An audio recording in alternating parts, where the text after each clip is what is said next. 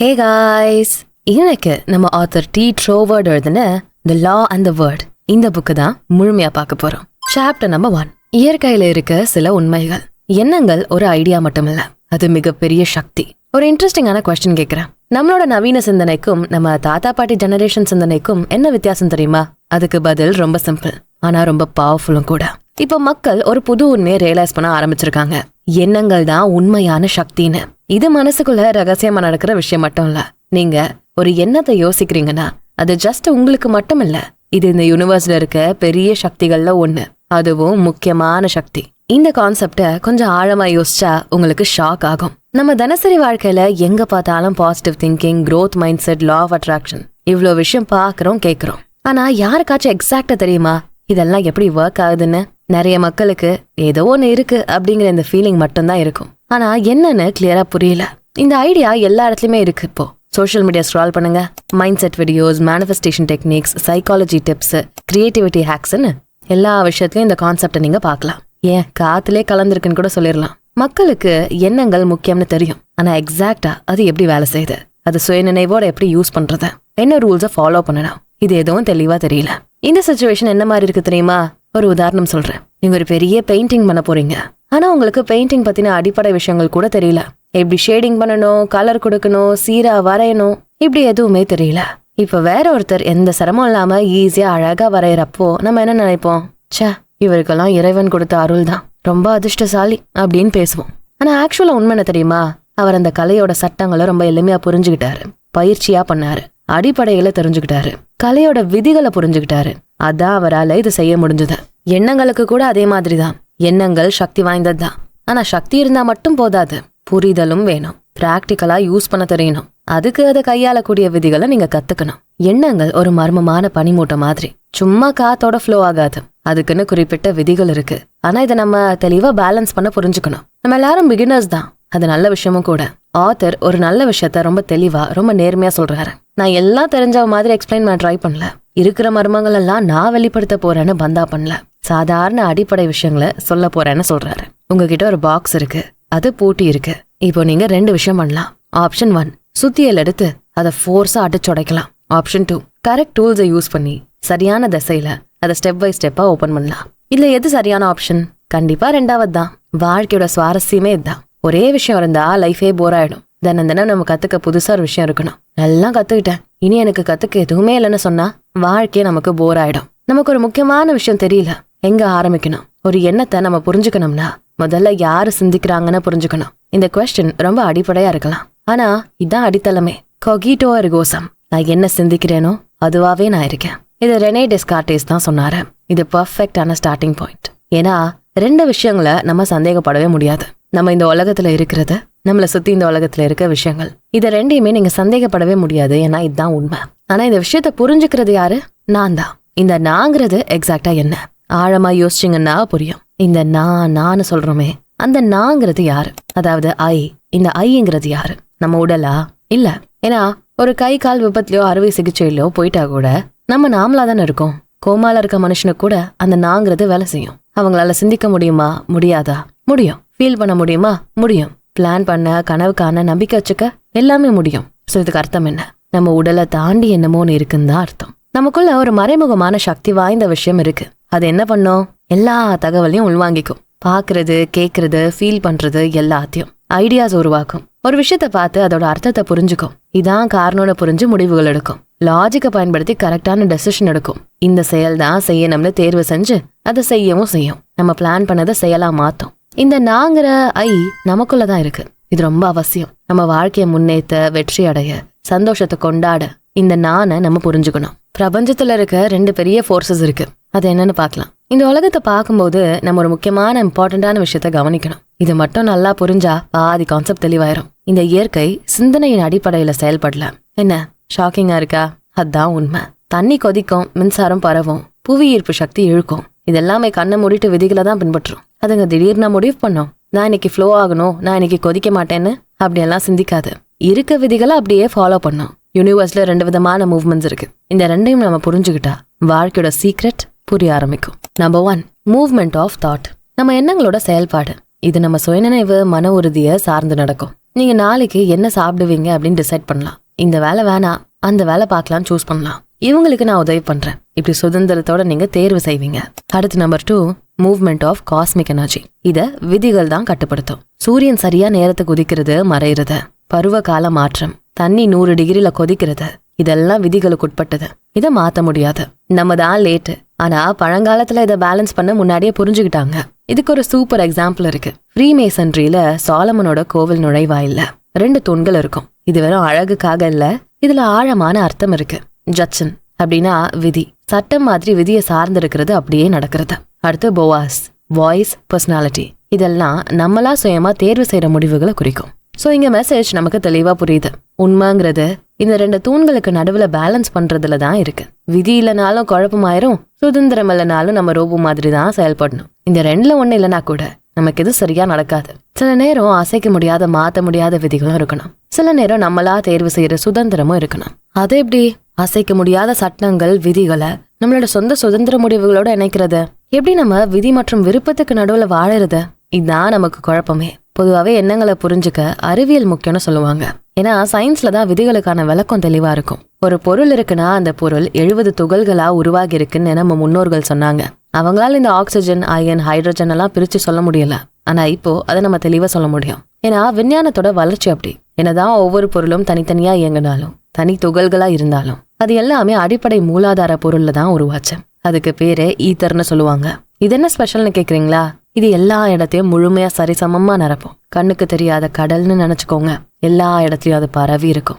ஆரம்பம் எது, முடிவெதுன்னு தெரியாது. பொதுவாவே ஒரு பொருளை அணுக்கள் இருக்கும், ஆட்டம்ஸ்னு சொல்லுவாங்க.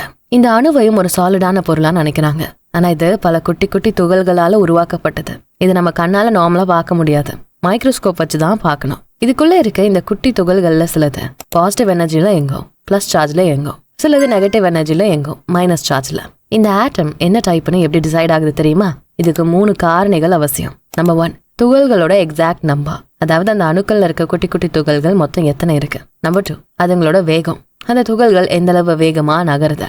நம்பர் 3, அதுங்களோட அமைப்பு. அந்த துகள்கள் உள்ளுக்குள்ள எப்படி அரேஞ்ச் ஆகிருக்கு. இந்த 3 காரணியை வச்சுதான் அந்த ஆட்டம் எப்படிப்பட்டதுன்னு சொல்ல முடியும். இல்ல ஹைலைட் என்னன்னா, இந்த ஆட்டமோட மூலாதாரமும் ஈத்தர் தான். பிளாட்டோ அப்பவே சொன்னாரு, பிரபஞ்சம் நம்பரும் அசைவும் வச்சு கட்டமைக்கப்பட்டது. அவருக்கு எப்படி தெரிஞ்சது? அவரோட புரிதலும் ஞானோதயமும் தான். சரி, இப்ப ஈத்தருங்கிற மூலாதாரம் எல்லா இடத்துலயும் சரிசமமா பரவி இருந்தா சடனா ஒவ்வொன்றுலயும் எப்படி வித்தியாசங்கள் தெரியுது? ஒவ்வொரு துகள்களோட முதல் அசைவையும் எது ஆரம்பிச்சது? யாரு ஸ்டார்ட் பட்டனை பிரஸ் பண்ணா? இந்த கேள்விகளுக்கு பதில் தெரியணும்னா இன்னும் ஆழமா போகணும். அதுக்கு நம்ம அலைகள், அதிர்வுகள், எனர்ஜி, இது 3ஐயும் பத்தி தெரிஞ்சுக்கணும். ஈத்தர் ஒரு மூலாதார பொருள் தான், ஆனா அது ஒரு மீடியம். அதுக்கு மேல அலைகள், ஆற்றல்கள் டிராவல் ஆகும். தண்ணியில ஒரு கட்டையை தூக்கி போட்டா வட்ட வட்டமா அலைகள் உருவாகும். ஒவ்வொரு அலைகளோட நீளமும் மாறுபடும். அதேதான் இந்த ஈத்தர் மேல இருக்க அலைகளோட நீளமும் மாறுபடும். ரொம்ப சின்ன சின்ன அலைகள் எல்லாம் போட்டோகிராஃபில யூஸ் ஆகுது. பெரிய அலைகள் பல மைல் நீளத்துக்கு இழுக்க முடியும். சோ அது வயர்லெஸ் கம்யூனிகேஷன்ல யூஸ் ஆகுது.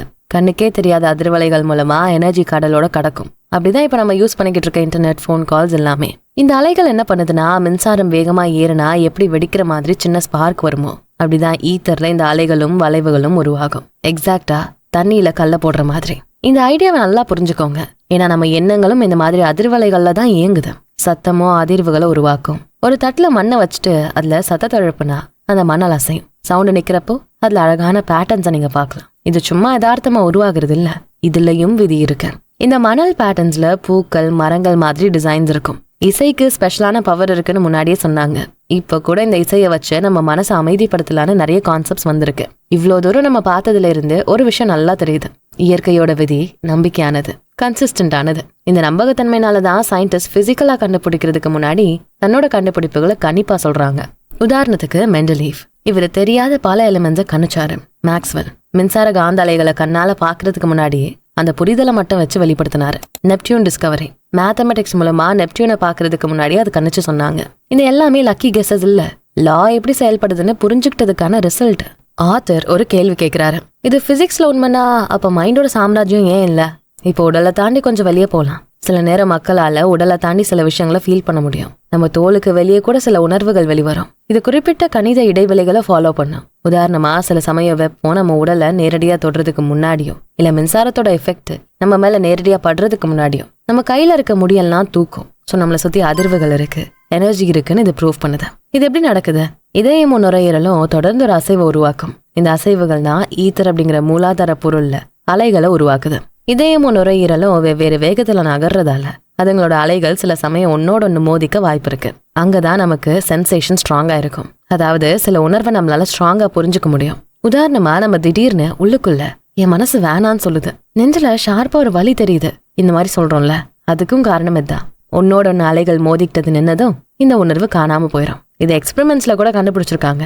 இது எல்லாத்தையும் வச்சு ஸ்ட்ராங்கான சில முடிவுகளுக்கு வர முடியும். நம்ம உடல் மட்டும் இல்ல, நம்ம எனர்ஜி, அசைவு எல்லாத்துலயும் தூண்டுதலை நம்ம உருவாக்குறோம். நம்ம எண்ணங்கள் தனியானதில்ல, பிரபஞ்ச விதிகளோட ஒன்னோட ஒன்னு இணையுது. ஸோ இந்த ஈத்தர் அப்படிங்கிற மூலாதாரத்தை தாண்டி நம்மளோட கான்சியஸ்னஸ் வேலை செய்யுதா? நம்ம உண்மையான நேச்சர் நம்ம கற்பனை பண்ணதை விட பெருசா இருக்கு. இந்த சாப்டர் எதெல்லாம் தெளிவுபடுத்துது?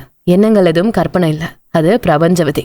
நம்மளே புரிஞ்சுக்கணும்னா இயற்கையை படிக்கணும். எண்ணங்கள்ல மாஸ்டர் ஆகணும்னா விதிகளுக்கு மரியாதை கொடுக்கணும். வளரணும்னா பணிவா எல்லாத்தையும் கத்துக்க கூடியவங்களா இருக்கணும். எப்பவுமே ஆர்வத்தோட ஒரு பிகினர் மாதிரி இருக்கணும். ஆல்ரைட், அடுத்த சாப்டர்ல இன்னும் நிறைய வித்தியாசமான விஷயங்களை பார்க்கலாம். அடுத்து சாப்டர் நம்பர் 2, சில சைக்கிக் அனுபவங்கள். இப்போ இந்த சாப்டர்ல ஆத்தர் ஒரு மேஜர் ஷிஃப்ட் பண்றாரு. தியரியில இருக்கிறத விட நம்ம நேரடி அனுபவங்களை பார்க்க போறோம். அந்த அனுபவங்களை தெரிஞ்சுக்கிறப்போ நம்மளோட புரிதலும் வித்தியாசப்படும். மனுஷனோட உடலுக்கும் மனசுக்கும் என்ன எல்லைகள் இருக்குன்னு நம்ம அடிக்கடி யோசிக்கிறோம்ல, அதுக்கான பதிலாதான் இந்த சாப்டர் இருக்க போகுது. ஆத்தர் இந்த கதைகளை ஷேர் பண்றப்போ அற்புதமான விஷயமா ஷேர் பண்ணல. இது இயற்கையோட ஆதாரமான விதி, நம்ம தான் இன்னும் புரிஞ்சுக்கல அப்படிங்கிற விதத்துல தான் ஷேர் பண்றாரு. இந்த சைக்கிக் அனுபவங்கள் எதுவும் இயற்கைக்கு முரணானது இல்ல, இது கொள்கைகளோட ஆழமான வெளிப்பாடு. எப்படி புவி ஈர்ப்பு விசை நம்ம கண்ணுக்கு தெரியாம மறைஞ்சிருக்கும், அந்த மாதிரிதான் இந்த அனுபவங்களும். இதெல்லாம் உண்மை, ஆனா மறைமுகமா இருக்கு. முதல் கேஸ பார்க்கலாம். காலே இல்லாம அதுல வலிய ஃபீல் பண்ண கதை. ஒரு லேடி இருந்தாங்க. மோசமான ஆக்சிடென்ட்ல அவங்க கால் மொத்தமா எடுக்கப்பட்டுருச்சு. இப்ப அவங்களோட உடல்ல பிசிக்கலா அங்க காலே இல்ல. ஆனா ஷாக்கிங்கான விஷயம் என்ன தெரியுமா? அவங்க முட்டி, கால், பின்புறம், பாதம் இது மூணுலயுமே அதிகப்படியான வலியை அவங்க ஃபீல் பண்ணிட்டே இருந்தாங்க. இந்த வலி தாங்க முடியாத தொடர் வலியா இருந்துச்சு. காலே இல்லாம எப்படி முட்டி, பாதத்துல எல்லாம் வலிக்கும்? இத ஃபேண்டம் லிம் சென்சேஷன் அப்படின்னு சொல்லுவாங்க. அதாவது கால் இல்லாம போனாலும் அந்த காலுக்குன்னு கனெக்ட் ஆகி இருந்த நரம்புகள் நம்ம உடலோட தான் கனெக்ட் ஆகி ஆக்டிவா இருக்கும். சோ இந்த நரம்புகள் மூலமா மூளை வலிக்கான சிக்னல்ஸை ரிசீவ் பண்ணி அந்த வலியை புரிஞ்சுக்கும். இதான் அறிவியல் சொல்லக்கூடிய கருத்து. ஆனா கதை இதோட நிக்கல. இந்த கேஸ்ல ஒரு திருப்பு முனை இருக்கு. இந்த கேஸ் டிஸ்கஸ் பண்ணும்போது ஒரு மென்டல் ஹீலர் அங்க இருந்தாரு. அவர் சொன்னதும் செஞ்சதும் மக்களை ரொம்ப ஆச்சரியப்பட வச்சது. அந்த லேடியோட கால் பாதம் ஆக்சுவலி அந்த பாதம் இல்ல, ஆனா அந்த பாதம் இருக்க எக்ஸாக்டான இடத்துல ஒரு கையை மெதுவா வைக்கிறாரு. அங்க என்னாச்சு தெரியுமா? யாராலையும் அதை நம்ப முடியல. அவர் அந்த லேடியோட பாதத்தை ஃபீல் பண்ணாரு. அந்த பாதத்தோட வடிவம் அவருக்கு கரெக்டா தெரிஞ்சுதா. அந்த பாதத்தோட பொசிஷன் எக்ஸாக்டா தெரிஞ்சுதா. அந்த பாதத்தோட சின்ன சின்ன அசைவுகளையும் கூட அவர் ஃபீல் பண்ணாரு. நல்லா கவனிங்க, இது கற்பனை இல்ல, நானா கெஸ் பண்ணதில்ல. உண்மையாவே காலை தொடுற அந்த ஃபீலை நான் ஃபீல் பண்றேன். இதை அவர் ரொம்ப கான்பிடென்டா பேசினாரு. அவர் பேச்சுல எந்த தடுமாற்றமும் இல்ல.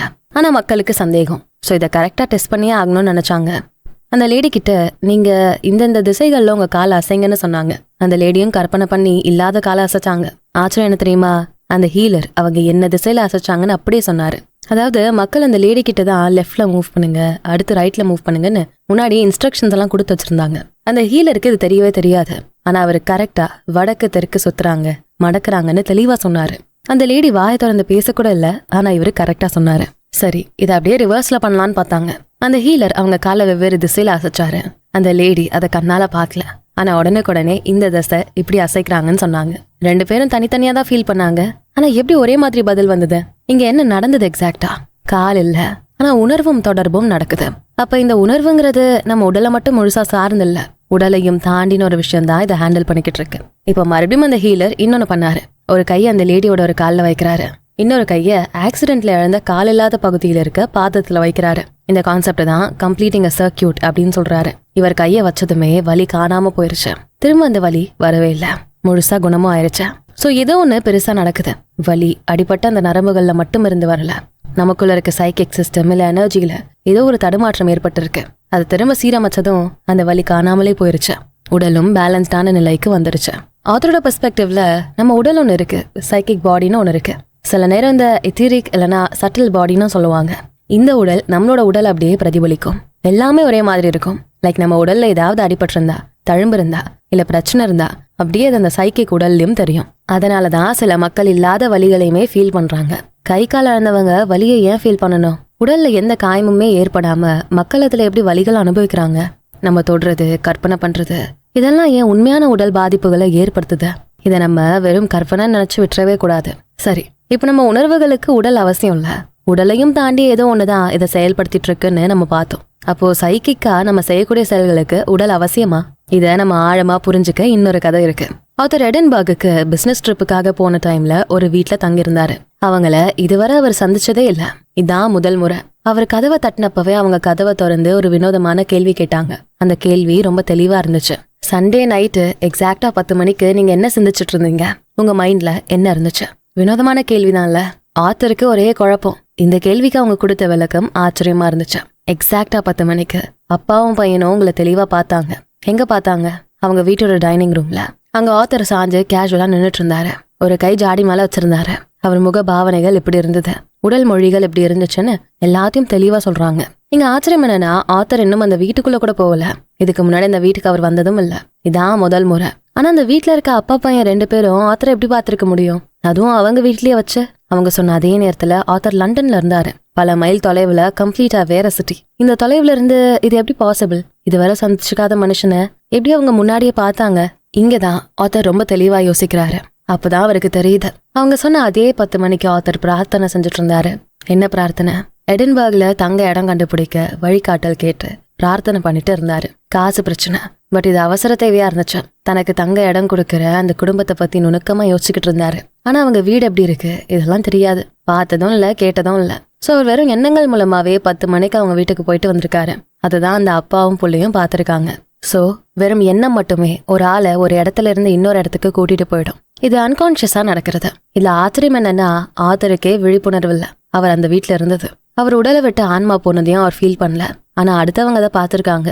ஸோ சைக்கிக் ப்ரொஜெக்ஷனுக்கு உடல் வேண்டாம், கான்சியஸான செயல்பாடு வேண்டாம், ஆட்டோமேட்டிக்கா கூட நடக்கும். நம்ம உணர்வுகள், ஆசைகள், கவனம் இதுவே போதும். இந்த கேஸ்ல ஆத்தரோட ஆசையும் கவனமும் ஒன்னா சேர்ந்து செயல்பட்டு வெளியே ப்ரொஜெக்ட் ஆகியிருக்கு.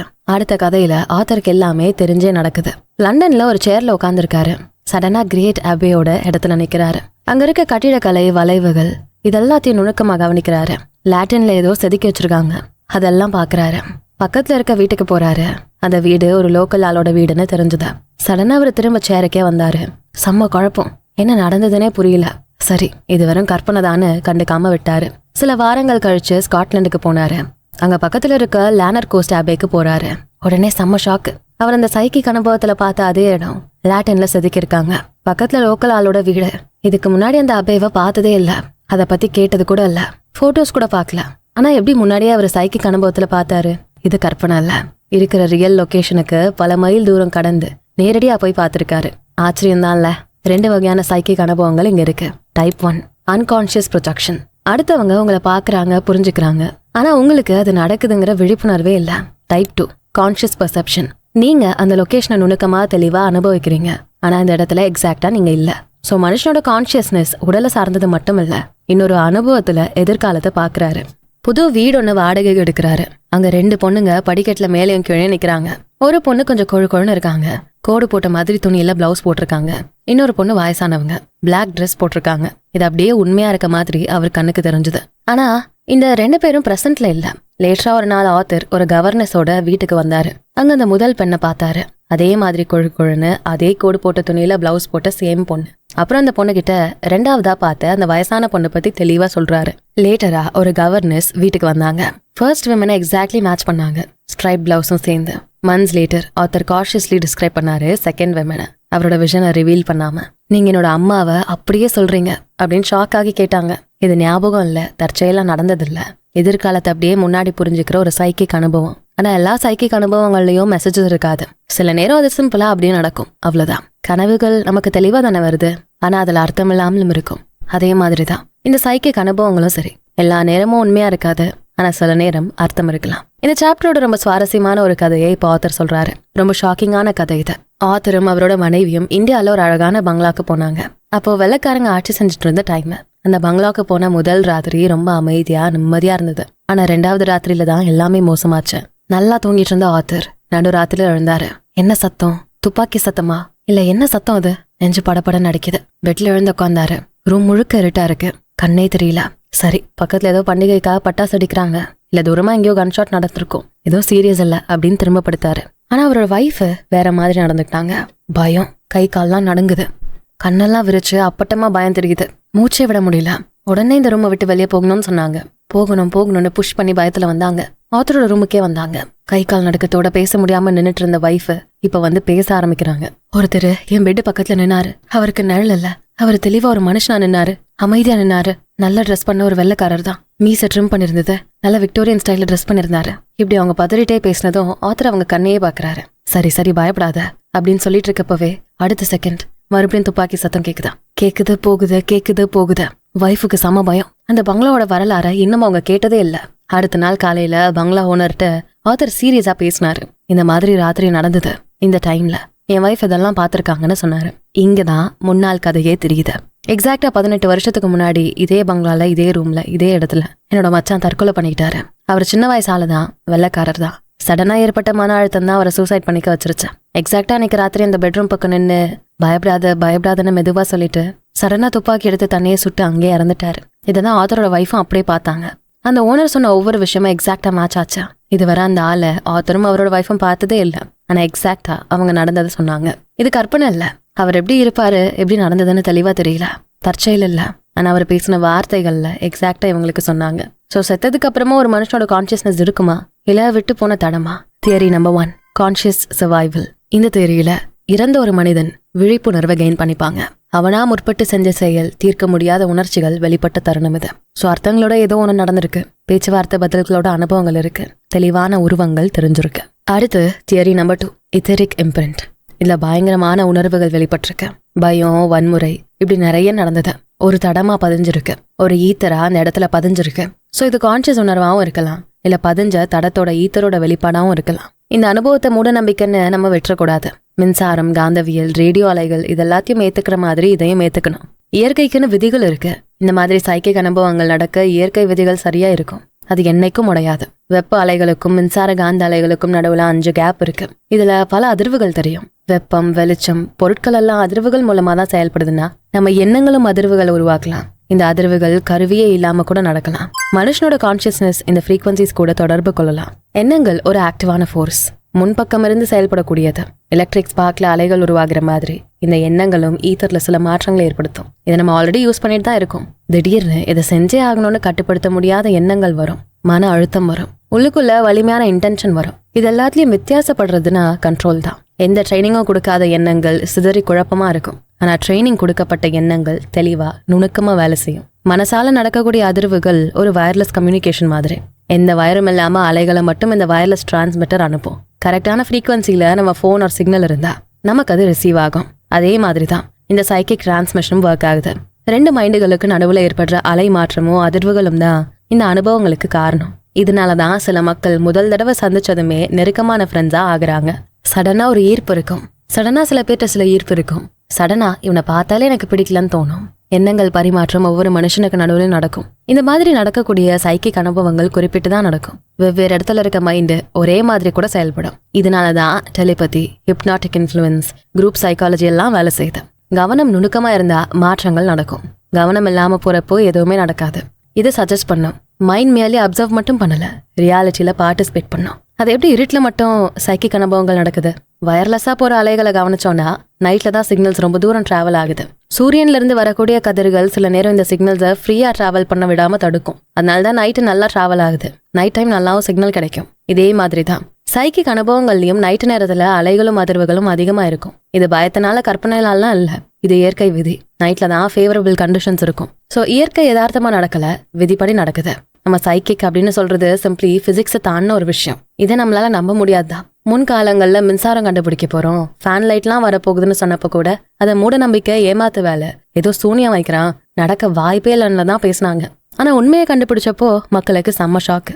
வயர் இல்லாமலே பேசலாம், ஒவ்வொரு நாடு விட்டு நாடே பேசலாம்னு சொன்னப்போ மக்கள் இதெல்லாம் போய் ஏமாத்து வேலைன்னு சொன்னாங்க. ஆனா இன்னைக்கு டெக்னாலஜி பாத்தீங்கல்ல, வயர் இல்லாம தான் போன்ல, லேப்டாப்ல நீங்க எங்கெங்கயோ கனெக்ட் பண்ணி பேசிக்கிட்டு இருக்கீங்க.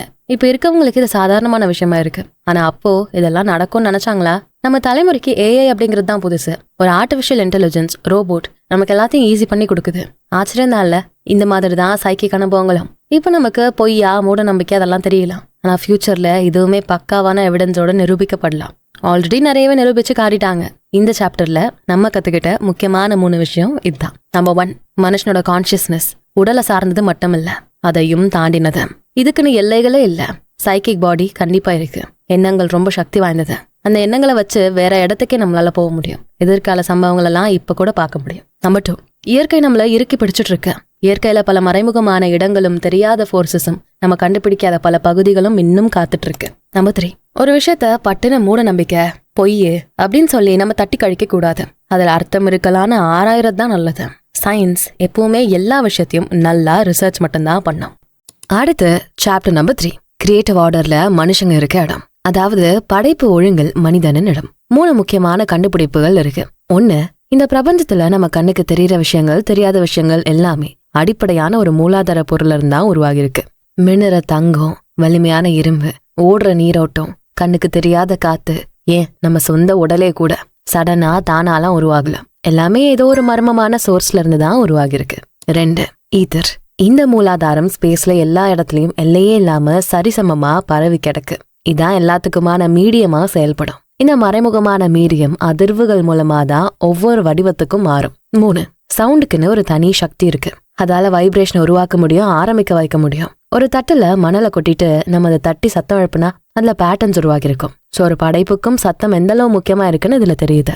சோ 2 சாப்டர்லயும் இந்த விஷயங்களை நம்ம பார்த்தோம். இன்னும் தெளிவா நிறைய விஷயங்களை பார்க்கலாம். எல்லாருக்கும் இருக்க முக்கியமான கேள்வி, இந்த உலகத்துல உயிர் எப்படி உருவாகுது? முதல் உயிர் எப்படி உருவாகி இருக்கும்? எல்லாம் எங்க ஆரம்பிச்சது? இதுக்கு பல விளக்கங்களை சயின்ஸ் சொல்லுது. ஃபேமஸான விஞ்ஞானி டிண்டல் கூட ஒரு உயிர் இந்த உலகத்துல யதார்த்தமா தானாதான் உருவாகி இருக்குன்னு ப்ரூவ் பண்ண லேப்ல பலமுறை எக்ஸ்பெரிமெண்ட்ஸ் ட்ரை பண்ணாங்க. ஆனா ரிசல்ட் திரும்ப ஒண்ணுதான் கிடைச்சது. ஒரு உயிர் இன்னொரு உயிர்ல இருந்தா வரும். பல எக்ஸ்பெரிமெண்ட்ஸ் படியும் இதுதான் ரிசல்ட்டா அடைஞ்சிருக்காங்கன்னா, அப்ப முதல் உயிரை இந்த உலகத்துக்கு கொண்டு வந்த உயிர் யாரு? அந்த உயிர் எப்படி உருவாச்சு? லாஜிக்கா பாருங்க. உயிரே இல்லாத விஷயத்துல இருந்து ஒரு உயிர் உருவாக முடியாது. ஏன்னா ஒரு உயிரை உருவாக்க இனிஷியேட் பண்ண எதுவுமே இல்ல. 0ல இருந்து ஒரு மேஜிக் உருவாகிறது ரொம்ப கஷ்டம். சரி, ஏதோ ஒரு கெமிக்கல் ரியாக்ஷன்னால உருவாகுதுன்னே வச்சுப்போம். உதாரணமா கடலோட ஆழத்துல இருக்க புரோட்டோபிளாசம் அப்படிங்கிற பாசி கடலுக்குள்ள நடந்த ஒரு விபத்து வேதியியல் மாற்றத்தால உருவாகி இருக்குன்னு வச்சுப்போம். ஆனா இங்க கேள்வி என்னன்னா, எப்படி இந்த லைஃபே இல்லாத ஒரு விஷயத்துக்குள்ள மர்மமா மேஜிக்கா ஒரு லைஃப் என்டர் ஆகுது? புரோட்டோபிளாசமே ஒரு காம்பவுண்ட் தான். பல கெமிக்கல்ஸ் ஒன்னு சேர்ந்த ஒரு இணைப்பு தான் அது. சோ அதுவுமே உருவாக, அந்த கெமிக்கலுமே உருவாக கண்டிப்பா ஏதோ ஒரு மூலாதார பொருள் வேணும். வெளியே இருந்து ஒரு தூண்டுதல் இருந்தாதான் உயிர் உருவாகும். இதான் விதி. உயிரில்லாத பொருள்ல ஓடுற எனர்ஜி, உயிருள்ள ஒரு உயிரினம், இது ரெண்டுமே ஒரு சோர்ஸ்ல இருந்து தான் வந்திருக்கணும். இது உருவாக காலம், சூழ்நிலை எல்லாமே சரியா இருந்திருக்கணும். மதங்களும் இதைதான் சொல்லுது. கடவுள் தான் எல்லாத்தையும் உருவாக்குனாரு அப்படின்னு ஒரு சோர்ஸா, மூலாதாரமா கடவுளை சொல்றாங்க. அந்த கடவுள் தனக்குள்ள இருந்துதான் உயிரை உருவாக்கினதா நம்புறாங்க. சோ எல்லாத்துக்கும் மூலாதாரமா ஆரம்பமா இருக்க இந்த சோர்ஸ நம்ம கடவுள்னு சொல்றோம். சிலர் இத பிரபஞ்சம், ஹையர் எனர்ஜினும் சொல்றாங்க. ஆத்தர் இத ஆல் ஒரிஜினேட்டிங் ஸ்பிரிட் அப்படின்னு சொல்றாரு. அதாவது எல்லா உயிர்களும் உருவாகிற ஆழமான மூலாதாரம். இதுல ஸ்பிரிட் அப்படிங்கிற வார்த்தைக்கு ரொம்ப ஆழமான அர்த்தம் இருக்கு. லாட்டின்ல ஸ்பைரோங்கிற வார்த்தையில இருந்துதான் இது வந்தது.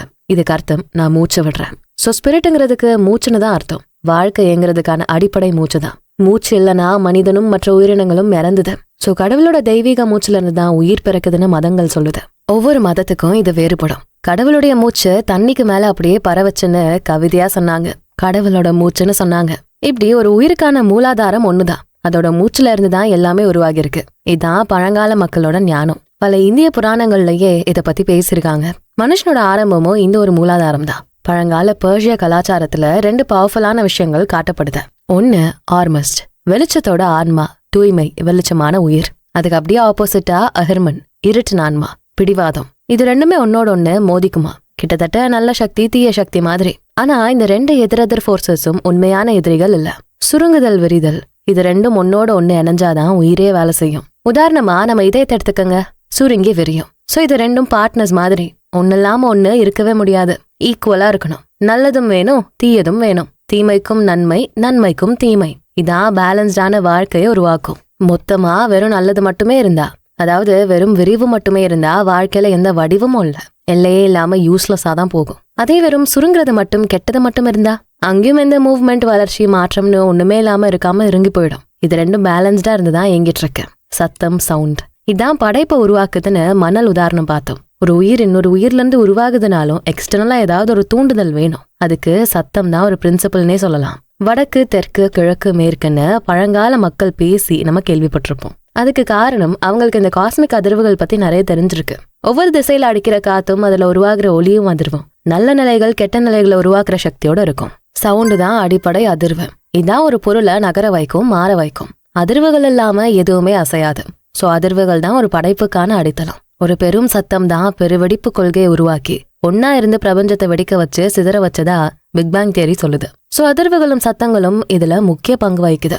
மியூசிக்கை நீங்க பிளே பண்றப்போ ஒவ்வொரு ஃப்ரீக்வன்சிலையும் ஒவ்வொரு டோன் உருவாகும், ஒவ்வொரு இசை எழும்பும். சோ சத்தம்ங்கிறது ஒரு கிரியேட்டிவ் பவர், ஒரு உயிரை உருவாக்கக்கூடிய வல்லமை கொண்டது.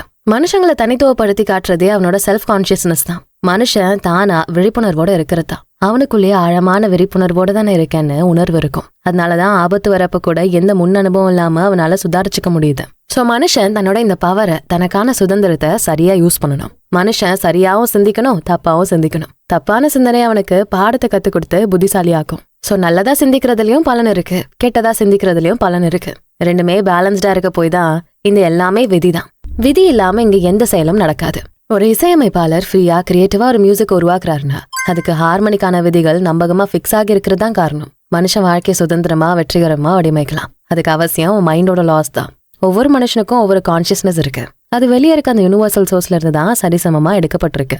எல்லாமே ஒற்றுமையா வெற்றிகரமா நடந்துட்டு இருக்குன்னா அதுக்கு இந்த சோர்ஸ் முக்கிய காரணமா இருக்கு. இதுக்குன்னு இருக்க தனித்துவம், அடையாளம் என்னைக்குமே மாறாது. மனுஷனோட இந்த படைப்பு அற்புதமானதுதான். ஆனா இதான் டாப்னும் சொல்ல முடியாது, இதுதான் லோனும் சொல்ல முடியாது. மனுஷனோட படைப்பிடம் நடுநிலையில இருக்கு. அவனால மேல இருக்க பெரிய சக்தி கிட்ட இருந்து பரிசுகளை வாங்கிக்க முடியும். கீழே பூமியில தன்னோட கிரியேட்டிவ் பவரை வெளிப்படுத்த முடியும். சோ வாழ்க்கை, புத்திசாலித்தனம், சக்தின்னு எல்லாத்தையுமே இந்த ஒரு மூலாதாரத்துல இருந்து, நம்ம பாஷையில சொல்லணும்னா கடவுள்கிட்ட இருந்து வாங்கிக்கிறான். அதுக்கு நன்றி உணர்வையும் வெளிப்படுத்துறான். சோ இவன் வாங்கவும் செய்யறான், கொடுக்கவும் செய்யறான். ரிசீவ் பண்ணி அதை டிரான்ஸ்மிட்டும் பண்றான். இந்த பிரபஞ்சத்தோட செயல்பாடுகளை மனுஷன் நல்லாவே புரிஞ்சுக்கணும், இதை நல்லாவே படிக்கணும். அப்போதான் அவனால இன்னும் புத்திசாலித்தனமா, இன்னும் வெற்றிகரமா வாழ முடியும். எண்ணங்கள் தான் அவனோட சக்தி. அதை வச்சுதான் பெரிய சக்தியான மூலாதார சக்தி கூட பேசுறான் அப்படிங்கறத அவன் புரிஞ்சுக்கணும். அப்பதான் அவனால இந்த சக்தியை சிறப்பா பயன்படுத்த முடியும். எல்லாமே ஒன்னோட ஒன்னே இணைக்கப்பட்டது. நம்ம எண்ணங்கள் பிரபஞ்சத்தை பாதிக்கும். பிரபஞ்சத்தோட எனர்ஜியா நாமளும் ஆதரிக்கணும். நம்ம எனர்ஜி, பிரபஞ்சத்தோட எனர்ஜி மியூச்சுவலா இருந்தாதான் படைப்புகளும் சீரா இருக்கும். அடுத்து சாப்டர் நம்பர் 4, முழுமையின் விதி. நம்ம தினமும் மறக்கிற ஒரு உண்மை, whole made up of parts. அதாவது ஒரு முழுமை கூட சிறு விஷயங்களால உருவாக்கப்பட்டதுதான். இதான் அடிப்படை உண்மை. ஆனா நம்ம இதை மறந்துடுறோம். நம்ம பிஹேவியரையே எடுத்துக்கங்க. நம்ம அடிக்கடி ஒரு குறிப்பிட்ட விஷயத்தை தான் குறை சொல்றோம். இது நல்லா இருந்துச்சுன்னா நான் ஜெயிச்சிருப்பேன், இவன் தான் என் வாழ்க்கையை நாசம் பண்ணிட்டான், இந்த பிரச்சனை தான் எனக்கு கஷ்டத்தை தந்திருக்கு, எனக்கு இந்த ஒரு ஆசை தான், இது நிறைவேறினா போதும். இப்படி நம்ம எதையுமே யோசிக்காம ஒரு விஷயத்த மட்டுமே ஃபோக்கஸ் பண்ணி திட்டுறோம். ஆனா அந்த ஒரு விஷயம் மட்டும்தான் நமக்கு இருக்க சந்தோஷங்கள், கஷ்டங்கள் எல்லாத்துக்கும் காரணமா, எல்லாமே சேர்ந்து ஒரு முழுமையான விஷயமா உருவாகி அதான் நமக்கு நடக்கிற எல்லாத்துக்கும் காரணமா இருக்கு. இந்த முழுமைங்கிறது வெறும் பகுதிகளோட கூட்டல் மட்டுமில்ல, அந்த பகுதிகளுக்குள்ள இருக்க நல்லிணக்க உறவுகளும் நெருக்கமும் தான். பிரபஞ்சம், மனித வாழ்க்கை, இப்படி நம்ம முழுமையா ஒரு விஷயத்த பாக்குறப்போ அதுல 3 முக்கியமான விஷயங்களா பிரபஞ்சம் பார்க்கும். நம்பர் 1, அது எவ்வளவு பெருசு. நம்பர் 2, அது எப்படி கனெக்ட் ஆகுது. நம்பர் 3, அது ஏன் இங்க இருக்கு. இப்படி 3 முக்கியமான விஷயத்த பார்க்கும். இப்போ ஒரு ஓவியர் வரைகிறதுக்கு முன்னாடி அவருக்கு என்ன வரைய போறோம்னு தெரிஞ்சிருக்கணும். ஒரு மையமான ஐடியா இருக்கணும். இந்த ஐடியா தனியா வராது, இதுக்கு பல பகுதிகள் இருக்கும். உதாரணமா ஒரு மரம் வரையணும்னா அந்த மரத்தோட இலை, கிளை, பின்னாடி இருக்க பேக்ரவுண்ட், நிறங்கள், இப்படி பல விஷயங்கள் இணைஞ்சுதான் ஒரு மரத்தையே கொடுக்கும். சோ நான் மரம் தான் வரைய போறேன்னு அந்த ஓவியம் நினைச்சா கூட இந்த சின்ன சின்ன விஷயங்கள் ஒன்னா இணையணும். அது எதுக்காக இங்க வரையணும், அதுவும் ஒரு காரணமா இருக்கும். சோ ஒரு மெயின் இன்ட்ரெஸ்ட், ஒரு ஃபோக்கல் பாயிண்ட் வேணும். ஒவ்வொரு தனித்தனி பகுதிகளும் ஒன்னோட ஒன்னா இணைஞ்சாதான் ஒரு முழு அழகான ஓவியமே நமக்கு கிடைக்கும். இதுக்கு பேர் தான் பேலன்ஸ். இது ஓவியத்துக்கு மட்டுமில்ல, நம்ம வாழ்க்கைக்கும் பிரபஞ்ச விதிகளுக்கும் முக்கியமானது. கலை, நடனம், இசைன்னு எல்லாத்தையும் இதுதான் ஆட்சி செய்யுது. அப்ப நம்ம வாழ்க்கைக்கான உருவ படம் என்ன? வாழ்க்கை இருக்கிறதே தன்னோட வாழ்வாதாரத்தை வெளிப்படுத்துதான். வாழ்க்கை முழுமை, நிறைவு, சந்தோஷம் எல்லாத்தையும் பார்க்கும். வாழ்க்கை முழுமையோட ஒவ்வொரு பகுதியிலையும் ஊடுருவி ஓடும். நமக்கு ஏன் கஷ்டங்கள் வருது? நம்ம முழுமைய பாக்குறது இல்ல, நம்ம தனித்தனி இலக்குகளை தான் பாக்குறோம். நான் ஜெயிக்கணும், எனக்கு இந்த பொருள் வேணும், இப்படி ஒன்னதான் நம்ம ஃபோக்கஸ் பண்றோம். ஆனா எல்லாமே சேர்ந்துதான் ஒரு அழகான முழுமையா கொடுக்கும். இந்த முழுமையில இருக்க நல்லிணக்கம், ஒற்றுமை உடையிறப்பும் ஒவ்வொரு பகுதியுமே பாதிக்கப்படும். இது தனி மனுஷன், சமூகம், கூட்டம், தேசம்னு எல்லாத்துக்கும் அப்ளை ஆகும். எல்லாமே முழுமையா வேலை செய்யறப்போ ஒவ்வொரு தனித்தனி பகுதியும் இன்னும் சிறப்பா ஒன்னா இணைஞ்சு வேலை செய்யுதுன்னு அர்த்தம். சயின்ஸே கன்ஃபார்ம் பண்ணுது இந்த law of wholeness. Best example Neptune அப்படிங்கிற கோளோட கண்டுபிடிப்பு. மற்ற கோள்களோட அசைவுகள்ல ஒரு வித்தியாசத்தையும் முரண்பாடையும் கவனிச்சாங்க. அதுக்கு என்ன காரணம்னு அவங்களால சொல்ல முடியல. லேட்டா தான் அங்க இன்னொரு கோள் ஒன்று இருக்கு, அதனாலதான் ஒவ்வொரு கோள்களும் வித்தியாசமான அசைவுல இருக்குன்னு கண்டுபிடிச்சாங்க. அதுக்கு பேர் தான் நெப்டியூன். இந்த நெப்டியூன் தான் சூரிய மண்டலத்துக்கே ஒரு பகுதியா இருந்து முழுமையும் கொடுக்குது. சோ எங்கெல்லாம் கேப் இருக்கோ அங்க ஏதோ ஒரு விஷயம் இருக்கு. அந்த விஷயம்தான் முழுமைக்கு காரணமாவும் இருக்கு. பிரபஞ்சம் பெர்ஃபெக்டான வரிசையில இருக்கு. ஒற்றுமைதான் வாழ்க்கையோட அடிப்படை விதி. எல்லா கஷ்டங்களும் நோய்களும் குறைகளா விதியிலிருந்து உருவாகல, நம்ம மறுப்புகள்ல இருந்து உருவாச்சு. லா பெர்ஃபெக்டா தான் இருக்கு, நம்ம புரிதல் தான் இங்க சரியில்லை. இப்போ அந்த ஒற்றுமை அப்படிங்கிற விதியை நம்ம அடித்தளமா எடுத்துக்கிட்டா இதுல ஒரு முக்கியமான விஷயம் தெரியும். எல்லா பகுதியோட படைப்புமே அதது லெவல்ல முழுமைதான். இப்போ இலை, கிளை, தண்டு இதெல்லாம் சேர்ந்தாதான் மரம். சோ இந்த சின்ன பகுதிகளெல்லாம் சேர்ந்துதான் மரம் ஆகுது. ஆனா இந்த இலைங்கிற சின்ன பகுதியில அவ்வளோ சின்ன பகுதிகள் இருக்கு. அந்த சின்ன சின்ன பகுதிகளான நரம்புகள், பச்சை கலர் எல்லாமே சேர்ந்துதான் இலைங்கிற முழுமையான விஷயத்தையே உருவாக்கியிருக்கு. அப்போ அதோட லெவல்ல அது முழுமைதான். அந்த முழுமை அடைஞ்சு ஒரு பகுதியா மாறி மரத்தை அது முழுமைப்படுத்துது. ஒவ்வொரு அணுக்களோட முழுமைதான் நாம. அந்த அணுக்கள் நமக்கு பகுதியா இருக்கு. ஆனா அது ஒவ்வொன்றும் முழுமை நிலையை அடைஞ்ச ஒரு பகுதி ஆனாதான் நமக்கான முழுமையே கிடைக்கும். ஒவ்வொரு லெவலும் முதல்ல முழுமையை அடைஞ்சிட்டு தான் அது ஒரு பெரிய முழுமையோட பகுதியா ஆகும். மனுஷனோட பகுதி ரொம்ப வித்தியாசமானது. ஒவ்வொரு தனி மனுஷனும் முழுமை அடைஞ்சு இந்த பிரபஞ்சங்கிற கிரேட்னஸோட பகுதியா இருந்து முழுமையை கொடுக்கணும். நம்ம முழுமை அடைஞ்சு ஒரு முழுமைக்கு பங்களிக்கிறோம். ஒற்றுமையும் ஒன்னும் வேற, யுனைட்டியும் சேமும் வேற. உதாரணமா உடல் முழுக்க கண்ணா இருந்தா எப்படி கேட்கும்? பார்க்க மட்டும்தானே முடியும். ஒவ்வொரு பகுதியும் இருக்கணும், அது ஒற்றுமையோடயும் இருக்கணும். ஆனா ஒன்னா இருக்கக்கூடாது, அதாவது சேமா ஒரே மாதிரி இருக்கக்கூடாது. உயிரினத்துக்குள்ள இருக்க ஒவ்வொரு உறுப்புகளுக்கும் ஒவ்வொரு வேலை இருக்கு.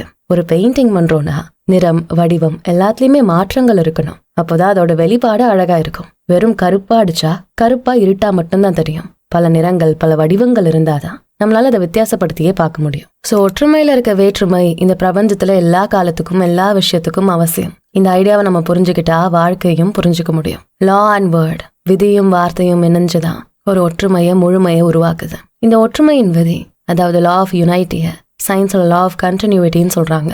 as above so below, as below so above அப்படின்னு ஒரு பழமொழி இருக்கு. அதாவது எல்லாமே ஒன்னோட ஒன்று தொடர்புடையது, ஒன்னோடு ஒன்று கனெக்டட். என்ன அர்த்தம்? ஒரே கொள்கைகள் ஒவ்வொரு ஆரம்ப நிலையிலயும் இயங்கிட்டு இருக்கு. எந்த இடைவெளியும் இல்லாம, முரண்பாடும் இல்லாம வாழ்க்கை தொடர்ந்து நடந்துகிட்டே இருக்கு. ஒவ்வொரு ஸ்டேஜும் அடுத்த ஸ்டேஜுக்கான ப்ரிப்பரேஷன் தான். எப்படி நம்பர்ஸ்க்கு எல்லையே இல்லையோ அதே மாதிரி வாழ்க்கையோட வாய்ப்புகளுக்கும் எல்லையே இல்ல. மனுஷங்க இன்னும் கூட்டத்தோட கூட்டமா அவங்க ஓடுறபடிதான் ஓட பாக்குறாங்க. ஆனா அவங்க கிட்ட தனித்தனி திறமைகள் இருக்கு. அவங்களால விதிக்கும் வார்த்தைக்கும் நடுவுல இருக்க ரிலேஷன்ஷிப்பை புரிஞ்சுக்க முடியும். இதுதான் அடுத்த பரிணாம வளர்ச்சிய நடத்தி காட்டுச்சு. மக்கள் எந்த நிலைக்கு போனாலும் அவங்க தனித்துவம் வாய்ந்தவங்க தான். அவங்க எண்ணங்கள், வார்த்தைகளை யூஸ் பண்ண தெரிஞ்சவங்க, வல்லமை மிக்கவங்க.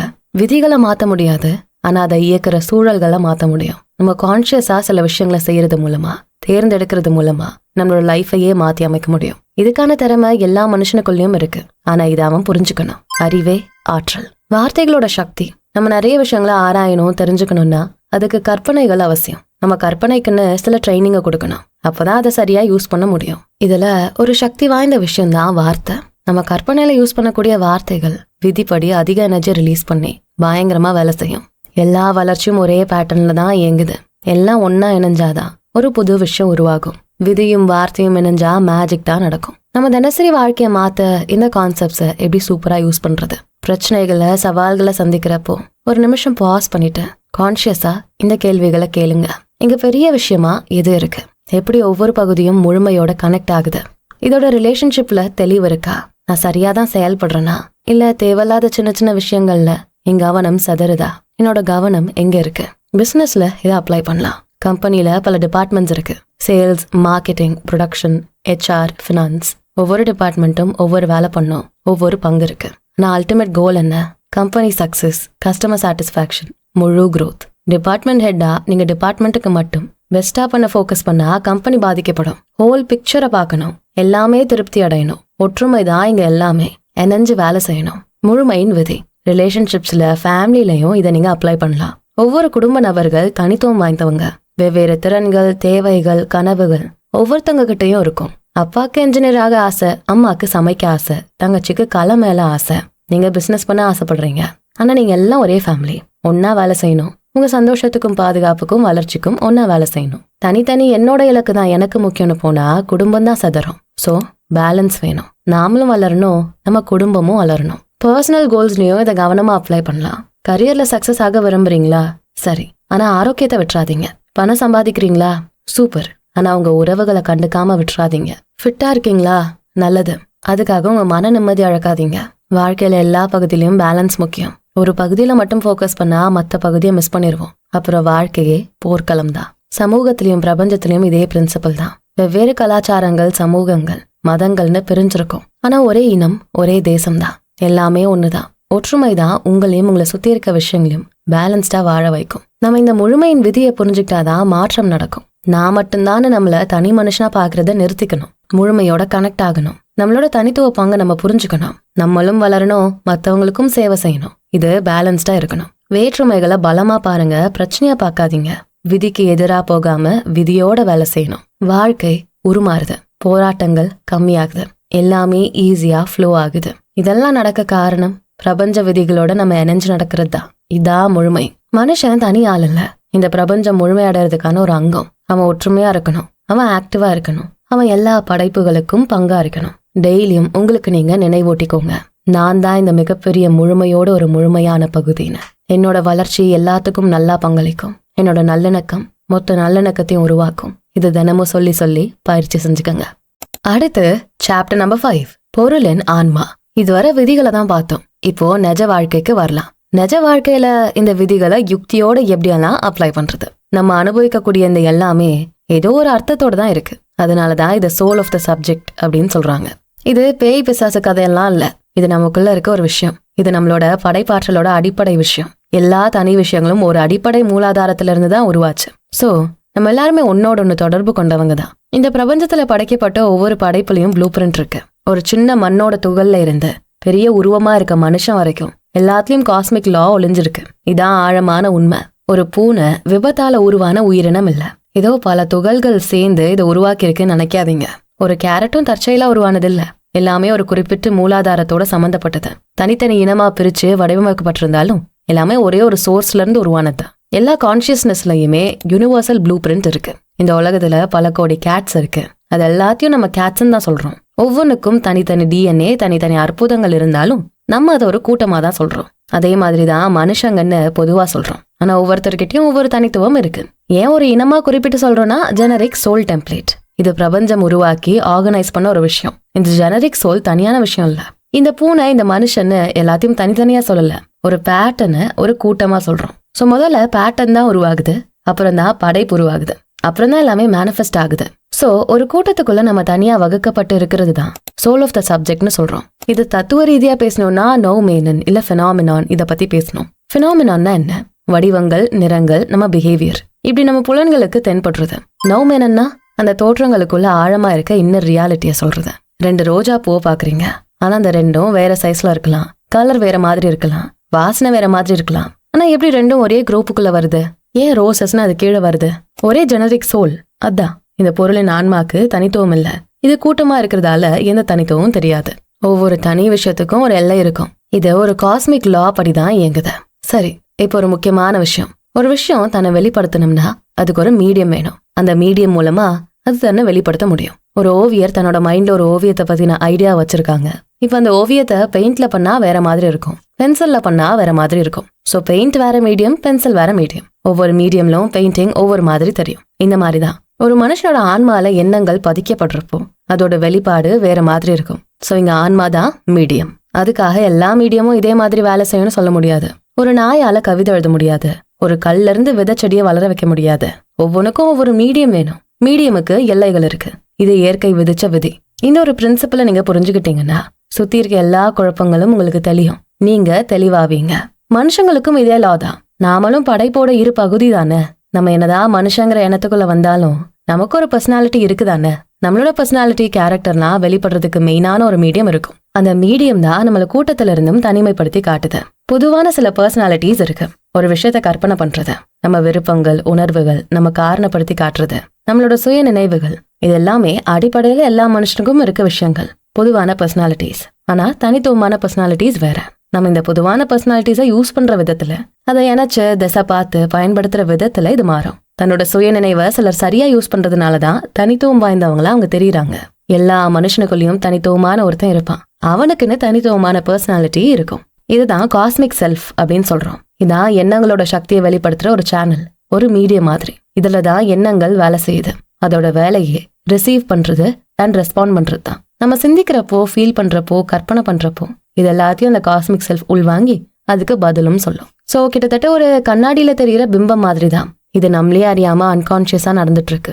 நம்மளோட ஒவ்வொரு எண்ணங்களும் உணர்வுகளும் நமக்குள்ள இருக்க இந்த காஸ்மிக் எலிமெண்ட்டை சூப்பரா வடிவமைச்சுக்கிட்டு இருக்கு. நல்லதோ கெட்டதோ எல்லாத்தையும் நம்ம இந்த காஸ்மிக் செல்ஃப்ல இம்ப்ரெஸ் பண்றோம். அறிஞ்சோ அறியாமலோ அதை செய்யறோம். அண்ட் இந்த காஸ்மிக் செல்ஃபும் அதுக்கேற்ற பதில வெளிப்படுத்திட்டே தான் இருக்கு. ஸோ இதை யூஸ் பண்றது நம்மகிட்ட இருக்க அறிவையும் நம்ம மனசுல வைக்கிற இன்டென்ஷனையும் பொறுத்து இருக்கு. எப்பவுமே நம்ம விழிப்புணர்வோட இருக்கணும். உங்க எண்ணங்களை எப்பவுமே நல்லா கவனிச்சுட்டே வாங்க. எப்படிப்பட்ட எண்ணங்கள் உங்களுக்கு வருது, பாசிட்டிவா நெகட்டிவா, இப்படி கண்காணிச்சுக்கிட்டே வர்றப்போ நம்ம இந்த எண்ணங்களை சரியா யூஸ் பண்ணிக்க முடியும். அன்கான்சியஸா நம்ம எப்படியெல்லாம் தப்பான எண்ணங்களை யூஸ் பண்றோம்னு புரிதல் வரும். ஒன்ஸ் நம்ம எண்ணங்களை கவனிக்க ஆரம்பிச்சிட்டோம்னா எப்பவுமே நம்ம விழிப்புணர்வோட அதை யூஸ் பண்ண ஆரம்பிப்போம். பாசிட்டிவான எண்ணங்களை யோசி, பாசிட்டிவான ரிசல்ட்ஸ் கிடைக்கும்னு தொடர்ந்து பாசிட்டிவா தான் யோசிப்போம். நமக்குள்ள மறைமுகமான சில பவர்ஸ் இருக்கு. அத சப்ளிமினல் கான்சியஸ்னஸ் அப்படின்னு சொல்றாங்க. இது தாழ்வானதில்ல, ஆழமா உள்ள இருக்க சக்திகளை வெளிப்படுத்தும். நம்ம முழிச்சுட்டு சுயநினைவோட இருக்கிறத விட இதுகிட்ட பவர் அதிகம். இந்த சக்தி பல வழிகள்ல வேலை செய்யும். கிளார்வாயன்ஸ் நம்ம சாதாரண விஷயங்களை தாண்டி பாக்குறது, லைக் எதிர்காலத்தை பாக்குறது மாதிரி. ஸ்பெஷல் பார்வை திறன் மாதிரி, மூன்றாவது கண்ணால பாக்குற மாதிரி. கிளியர் ஆடியன்ஸ் நார்மலா நம்ம கேட்கறத விட தாண்டி கேட்கறத, நமக்கு ஸ்பெஷல் கேட்கிற திறன் மாதிரி. டிரான்ஸ் ஸ்டேட்ஸ் நம்ம சுயநினைவோட நிலைகள் மாறுறது. ஆட்டோமேட்டிக் பெர்செப்ஷன் உடனுக்குடனே எல்லாமே புரிய ஆரம்பிக்கும். காலம் மண்டலம் எல்லாத்த பத்தியும் விரிவான புரிதல் கிடைக்கும். இந்த நிலைகள் எல்லாம் உங்களுக்கு சடனா கூட வரலாம், இல்லனா ஹிப்னாட்டிசம் மாதிரி வசீகர முறைகள்ல கூட வரலாம். பல ஹிப்னாட்டிக் எக்ஸ்பெரிமெண்ட்ஸ்ல ஹிப்னாட்டிஸ்ட் வெளியே இருந்து தூண்டுதலை கொடுப்பாரு. அதுக்கு பேஷன்ஸும் நல்ல ரெஸ்பான்ஸ் பண்ணுவாங்க. எங்க ஆழ் மனசு தான் உங்களுக்கு வேலை செய்யும். ஸோ வெளியிருந்து கொடுக்கக்கூடிய சஜஷன்ஸ் நம்ம ஆழ்மனசோட திறன்களையே வெளிப்படுத்துது. நம்ம ஆழ்மனசு தன்னோட சக்தியை சரியா யூஸ் பண்ணா மேஜிக்கே நடக்கும். காலத்தை கூட கடந்து போக முடியும், ஸ்பேஸை கூட கடக்க முடியும். நம்ம ஆன்மா மூலமா இந்த இடத்துல இருந்து வேற இடத்துக்கு கூட போக முடியும். இந்த சப்ளிமினல் கான்சியஸ்னஸ் ஃப்ரீயா செயல்பட்டா நடக்கிற எல்லாமே மேஜிக்கா தான் தெரியும். சரியான சூழ்நிலையில பல மனுஷங்க அவங்க இது வரைக்கும் போகாத நாடுகளுக்கே போயிருக்காங்க. டீட்டெயில்டா எல்லாத்தையும் பார்த்திருக்காங்க. பல நோய்களை குறிப்பிட்டு சொல்லி குணமாக்கவும் செஞ்சிருக்காங்க. இப்படி பல அற்புதங்களை இந்த ஆழ் மனசு பண்ணுது. கான்சியஸ்னஸுக்கு எல்லைகள் தேவையே இல்லை. நம்ம ஐம்புலன்களை வச்சுக்கிட்டு நம்ம ஆழ் மனசு மூலமா எங்க வேணா நம்மளால போக முடியும். நிறைய கேசஸ்ல காலத்தையே கடந்திருக்காங்க. கடந்த காலம் எதிர்காலம்னு பல கால வரிசைகளுக்கு கூட போயிட்டு வந்திருக்காங்க. கான்சியஸ்னஸ் நிலை மாற்றப்படுறப்போ பல எதிர்பாராத விஷயங்கள் நடந்திருக்கு. இது வரலாற்றிலேயே பதிவு செய்யப்பட்டிருக்கு. பிரெஞ்சு ரைட்டர் கசோட் ஒரு டின்னர் பார்ட்டியில இருந்தப்போ பிரெஞ்சு ரெவல்யூஷன் நடக்கிறதுக்கு பல வருடங்கள் முன்னாடியே அதை அவர் பார்த்துட்டாரு. இந்த ரெவல்யூஷன் நடக்கிறதுக்கு முன்னாடியே இதை பார்த்து தெளிவா என்னென்ன நடக்க போகுதுன்னு அவர் தெரிஞ்சுக்கிட்டாரு. ஆனா இத எந்த ஹிப்னாட்டிசம், டிரான்ஸ் எதுவும் இல்லாம சுய ஆழ்மனசோட வேலையில உடனே நடந்துச்சு. இதனால இயற்கை விதிகள் பாதிக்கப்படாது. மக்கள் 2 விதமா அதை சொல்லுவாங்க. சிலர் அற்புதம் ஆச்சரியம்னு பிரமிப்பாங்க. சிலர் இத சும்மா ஏமாத்து வேலை மாயன்னு தவிர்ப்பாங்க. இதுவும் ஒவ்வொரு மனுஷனோட சுயநினைவு மூலமா வர பதில் தான். ஒரே இனமா இருந்தாலும் தன்னோட சுயநினைவு ஆழ்மனசு ரெண்டையும் யூஸ் பண்ற விதம் தான் மாறுது. நம்ம முழிச்சிருக்கப்போ இந்த சக்திகள் எல்லாம் கொஞ்சம் மறைவா இருக்கும். நம்மளோட விழிப்புணர்வுக்கு வராது. இது மறைமுகமா நம்மள பாதுகாத்துக்கிட்டு இருக்கும். ஒவ்வொன்றுக்கும் ஒவ்வொரு செயல்முறை இருக்கு. எல்லாத்தையும் தவிர்க்காதீங்க. கண்டிப்பா ஒவ்வொரு அனுபவங்களுக்கும் சிந்தனைக்கும் உணர்வுக்கும் பின்னாடி ஏதோ ஒன்று இருக்கு. நம்ம எண்ணங்களோட சக்தி எல்லையற்றது. எண்ணங்களோட சக்தி எப்படி வேலை செய்யுது? டெலிபதி, சஜஷன், இப்படி எதுவா இருந்தாலும் இந்த மைண்டோட சக்தி, அதாவது எண்ணங்களோட சக்தி மூலமா தான் வேலை செய்யுது. இது எல்லாமே நம்மளோட எண்ணங்களால தாக்கங்கள் ஏற்படுத்தப்பட்டு நம்ம பக்கம் நடக்கிற விஷயங்கள். வயர்லெஸ்ஸா எப்படி சிக்னல்ஸ் எல்லாம் போகுதோ அந்த மாதிரி அதிர்வுகளும் அலைகளா பரவி மனதளவுல பிராட்காஸ்டிங் நடக்கும். 1915 ஃபர்ஸ்ட் வயர்லெஸ் டெலிஃபோன் மெசேஜை நியூயார்க்ல இருந்து சான் பிரான்சிஸ்கோக்கு அனுப்புனாங்க. இந்த மெசேஜ் சாண்டியாகோ, பனாமா, ஏன் ஹானலூலுல கூட கேட்டுச்சு. இந்த மெசேஜ் ஒரு இடத்துக்காக அனுப்பப்பட்டதுதான். ஆனா அங்கிருந்து அதிர்வலைகளோட சூழல் இந்த மெசேஜை எதிர்பாராத இடங்களுக்கு அனுப்பியிருக்கு. இதே எதிர்பாராத பிராட்காஸ்ட். இதே மாதிரிதான் நம்மளும் எதிர்பாராம அன்கான்சியஸா சில தகவல்களை ரிசீவ் பண்ணுவோம். சுயநினைவால இல்லாம அன்கான்சியஸா பல திசைகள்ல இருந்து மெசேஜை வாங்கிப்போம். அதனாலதான் யாருனே தெரியாத ஸ்ட்ரேஞ்சர்ஸை பார்த்த மாதிரி இருக்கும், பழகின மாதிரி இருக்கும். ரிசீவ் பண்ணக்கூடிய ஆள் சரியான ஃப்ரீக்வன்சில இருந்தா மட்டும்தான் இது பாசிபிள். நம்ம எண்ணங்கள் நெகட்டிவா குழப்பம் வாய்ந்ததா இருந்ததுன்னா நம்ம அதே அதிர்வுகள் தான் இருப்போம். மனதளவுல நம்ம ஒழுக்கத்தோட இருக்கணும். அது ஒரு வகையான பாதுகாப்பு தான். நம்மள நாமளே நெகட்டிவ் விஷயங்கள்ல இருந்து பாதுகாத்துக்கிறோம். எண்ணங்களை ரிசீவ் பண்ற மாதிரி அனுப்பவும் முடியும். ஒரு நோயை குணப்படுத்துறது, தைரியத்தை வர வைக்கிறது, நம்பிக்கை உருவாக்குறதுன்னு எண்ணங்களை வச்சே நாம இதை பண்ண முடியும். இதை பிராக்டிக்கலா செயல்படுத்த முடியும். எண்ணங்களோட தாக்கம் மனுஷங்க கிட்ட மட்டுமில்ல, செடி கொடிகள், தண்ணி, பொருட்கள்னு எல்லாத்து மேலயும் தாக்கம் இருக்கும். இதுக்கு பல எக்ஸ்பெரிமெண்ட்ஸே நடத்தப்பட்டிருக்கு. ஒரே மாதிரி ஆரோக்கிய நிலையில இருக்க 2 ரோஜா செடிகள் மேல எக்ஸ்பெரிமெண்ட் நடத்தினாங்க. ஒரு செடிகிட்ட எப்பவுமே பாசமான எண்ணங்களை கொடுத்தாங்க, நல்ல வார்த்தைகளே பேசினாங்க. இன்னொரு செடிகிட்ட மோசமான நெகட்டிவ் வார்த்தைகளை பேசினாங்க. வெறும் ஒரே மாசத்துல நெகட்டிவ் வார்த்தைகள் கொடுக்கப்பட்ட செடியோட வேறு அழுகி அது இறந்தே போச்சு.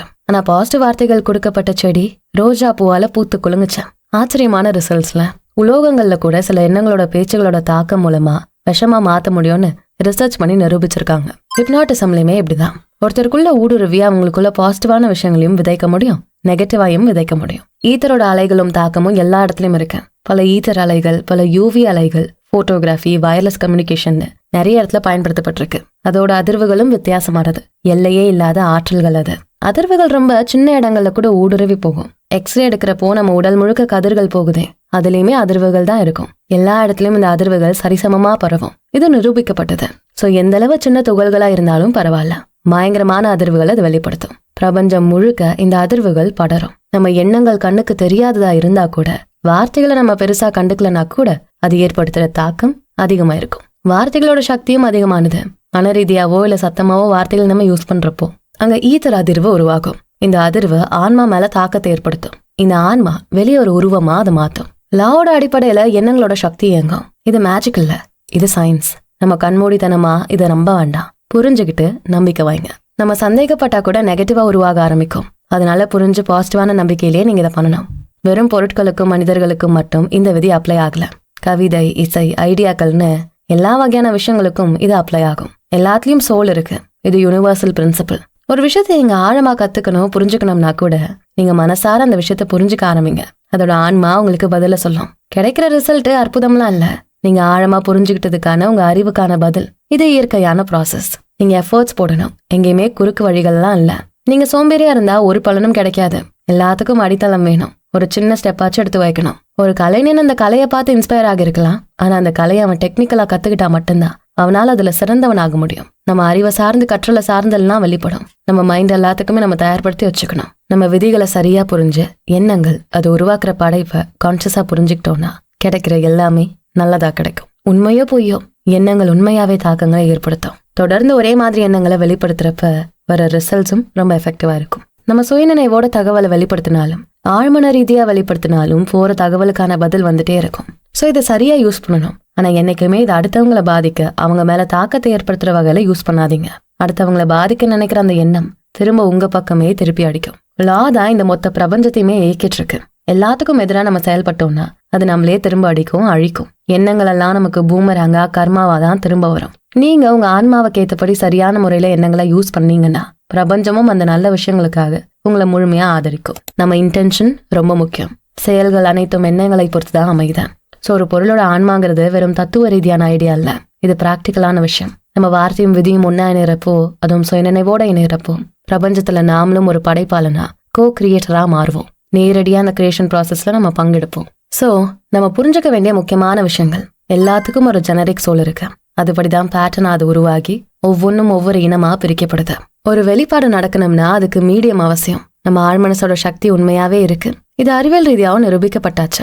எண்ணங்களோட சக்தி நமக்குள்ள இருக்க காஸ்மிக் செல்ஃப் மூலமா வேலை செய்யும். நம்ம மன ரீதியா நம்மள எல்லாத்துக்கும் தயார்படுத்திக்கணும். இது நெகட்டிவான விஷயங்கள்ல இருந்து நம்மளை பாதுகாக்கும். மனுஷங்க மட்டும் இல்ல, செடிகள், உலோகங்கள், பொருட்கள் அப்படின்னு எல்லாத்துலயுமே இந்த எண்ணங்களோட சக்தி வேலை செய்யும். நம்மளோட முக்கியமான பொறுப்பு இந்த சக்தியை தவறான விஷயத்துக்கு பயன்படுத்தக்கூடாது. நீங்க சும்மா சிந்திக்கல, ஆக்டிவா ஒரு ரியாலிட்டியவே உருவாக்கிக்கிட்டு இருக்கீங்க.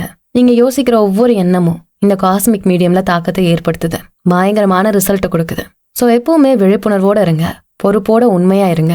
சக்தி உண்மைதான். இதை எப்படி பிராக்டிக்கலா அப்ளை பண்ணி உங்க வாழ்க்கையை மாத்தலாம்? காலை ருட்டீன். காலையில பாசிட்டிவான மைண்டோட ஒரு ரிசீவரா நீங்க உங்க நாளை ஆரம்பிக்கணும். தெளிவான பாசிட்டிவ் இன்டென்ஷனை வைக்கணும். நான் இன்னைக்கு அன்பு, பாசம், நல்லிணக்கமான நல்ல எண்ணங்களை வெளிப்படுத்துவேன் அப்படின்னு கான்சியஸா சொல்லிக்கணும். நாள் முழுக்க உங்க எண்ணங்களை நல்லா கவனிச்சுட்டே வாங்க. நெகட்டிவான எண்ணங்கள் ஆரம்பிக்கிறப்பவே அதை பட்டுன்னு பிடிச்சு பாசிட்டிவான எண்ணங்களா மாத்துங்க. அடுத்தவங்க கூட பேசுறப்போ நீங்க கான்ஸ்டன்டா உங்க அதிர்வுகளை வெளிப்படுத்திட்டே இருப்பீங்க. இதை நல்லா ஞாபகத்துல வச்சுக்கோங்க. தூங்குறதுக்கு முன்னாடி அன்னைக்கு நாள் முழுக்க என்ன நடந்துச்சு அப்படின்னு ரிவ்யூ பண்ணுங்க. உங்க தவறுகளை மன்னிச்சிருங்க. கான்சியஸா எல்லாத்தையும் உருவாக்குங்க. தூக்கம் ரொம்ப அவசியம். தூக்கத்துலதான் உங்க ஆழ் மனசு ரொம்ப ஆக்டிவா இருக்கும். பாசிட்டிவா ப்ரோக்ராம் பண்ணிக்கலாம். இந்த பொருளின் ஆன்மாவை நம்ம ஆழமா புரிஞ்சுக்கிட்டா நம்மளே அறியாம அன்கான்சியஸா உருவாக்குற நெகட்டிவான விஷயங்களான வருத்தம், பயம் எல்லாத்தையும் நம்ம நிறுத்திடுவோம். நமக்குள்ள இருக்க ஆழமான சக்தியை புரிஞ்சு அதை ஆக்டிவேட் பண்ணிடுவோம். யூனிவர்சல் இன்டெலிஜென்ஸோட நமக்கு இருக்க தொடர்பை புரிஞ்சுப்போம். நம்மளோட செல்ஃப் டெவலப்மெண்ட்டையும் பார்ப்போம். இந்த உலகத்தையும் பார்ப்போம். இந்த மொத்த பிரபஞ்சத்தையும் ஒரு இன்டெலிஜென்ஸ் சிஸ்டமா பார்ப்பீங்க. லாவோட இணைஞ்சு வேலை செய்வீங்க. வாழ்க்கை அப்படியே மாறும். உள்ளுக்குள்ள மாற்றம் ஏற்படும். நல்ல ஞாபகம் வச்சுக்கோங்க, சின்ன எண்ணமா இருந்தாலும் அதோட வெளிப்பாடும் ரிசல்ட்டும் பயங்கரமா இருக்கும். உங்களோட கான்சியஸ்னஸ் ரொம்ப ரொம்ப முக்கியம். பிரபஞ்சம் எல்லாத்தையும் கேட்டுக்கிட்டே இருக்க. அடுத்து சாப்டர் நம்பர் 6, வாக்குறுதிகள். இந்த சாப்டர்ல நம்ம சில ப்ராமிசஸ் தான் பார்க்க போறோம். பைபிள்ல நிறைய ப்ராமிசஸ் பண்ணப்பட்டுச்சு. அதெல்லாமே மேஜிக்கலான பரிசுகள் இல்ல.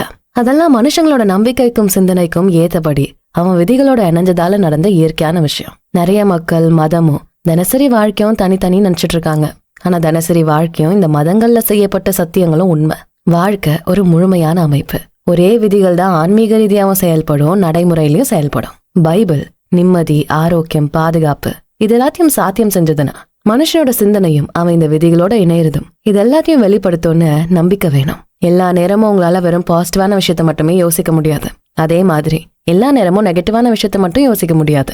கன்சிஸ்டன்டா நீங்க மாத்தி லாக்கு ஏத்தபடி அலைன் ஆகி செயல்படணும். நான் நம்புறேன்னு வாயால சொல்லிட்டு எதுவுமே பண்ணாம இருக்கிறது உண்மையான நம்பிக்கை அல்ல. நம்பிக்கைங்கிறது ஆக்டிவான விஷயம். நிலையா சிந்திக்கிறது, தெளிவான இன்டென்ஷன், எண்ணங்களை பாசிட்டிவான திசையில ரிப்பீட் பண்றது.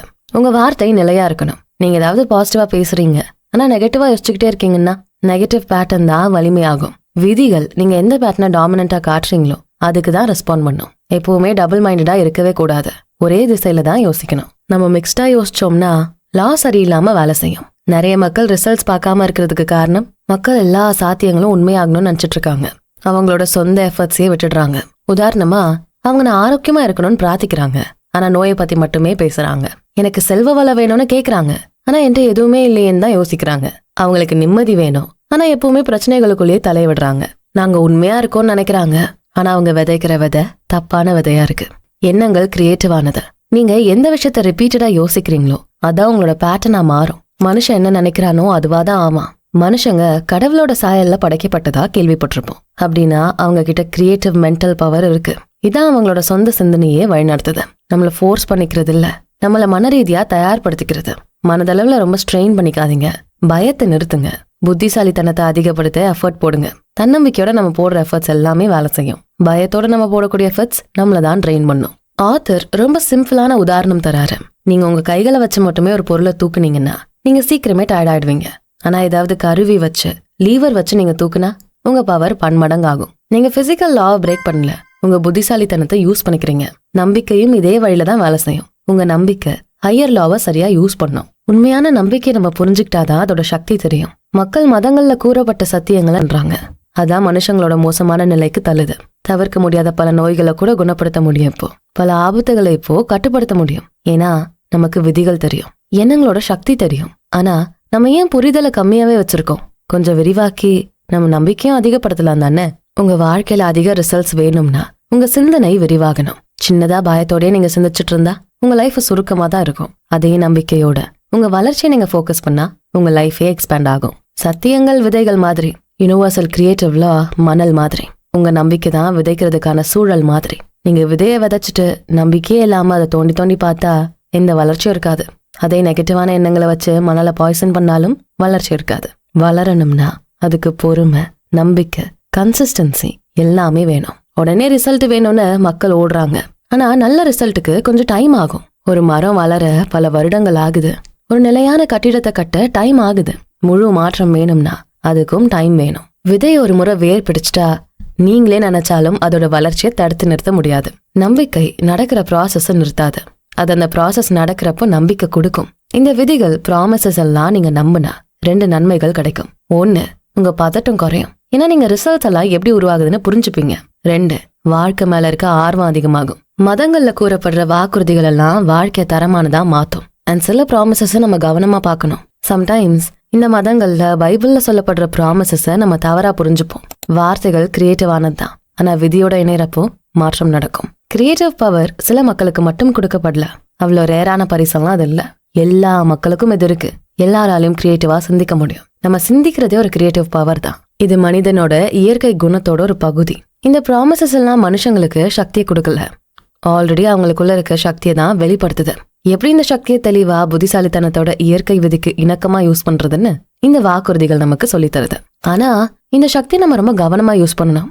நம்ம எண்ணங்களோட சக்திய சுயநலமா அடுத்தவங்களை பாதிக்க வஞ்சகத்தோட யூஸ் பண்ணாலும் யூனிவர்ஸ் பதில் கொடுக்கும். ஆனா ரிசல்ட் ரொம்ப வலி மிகுந்ததா இருக்கும். விதிகள் எப்பவுமே நம்பிக்கையோட தான் ரெஸ்பாண்ட் பண்ணும். என்ன நடந்தாலும் சரி, அதுக்கேத்த எஃபெக்ட் அது உருவாக்கிடும். அதனால பைபிள் எப்பவுமே சரியான நேரான நல்ல பாதையிலேயே பயணிக்க சொல்லுது.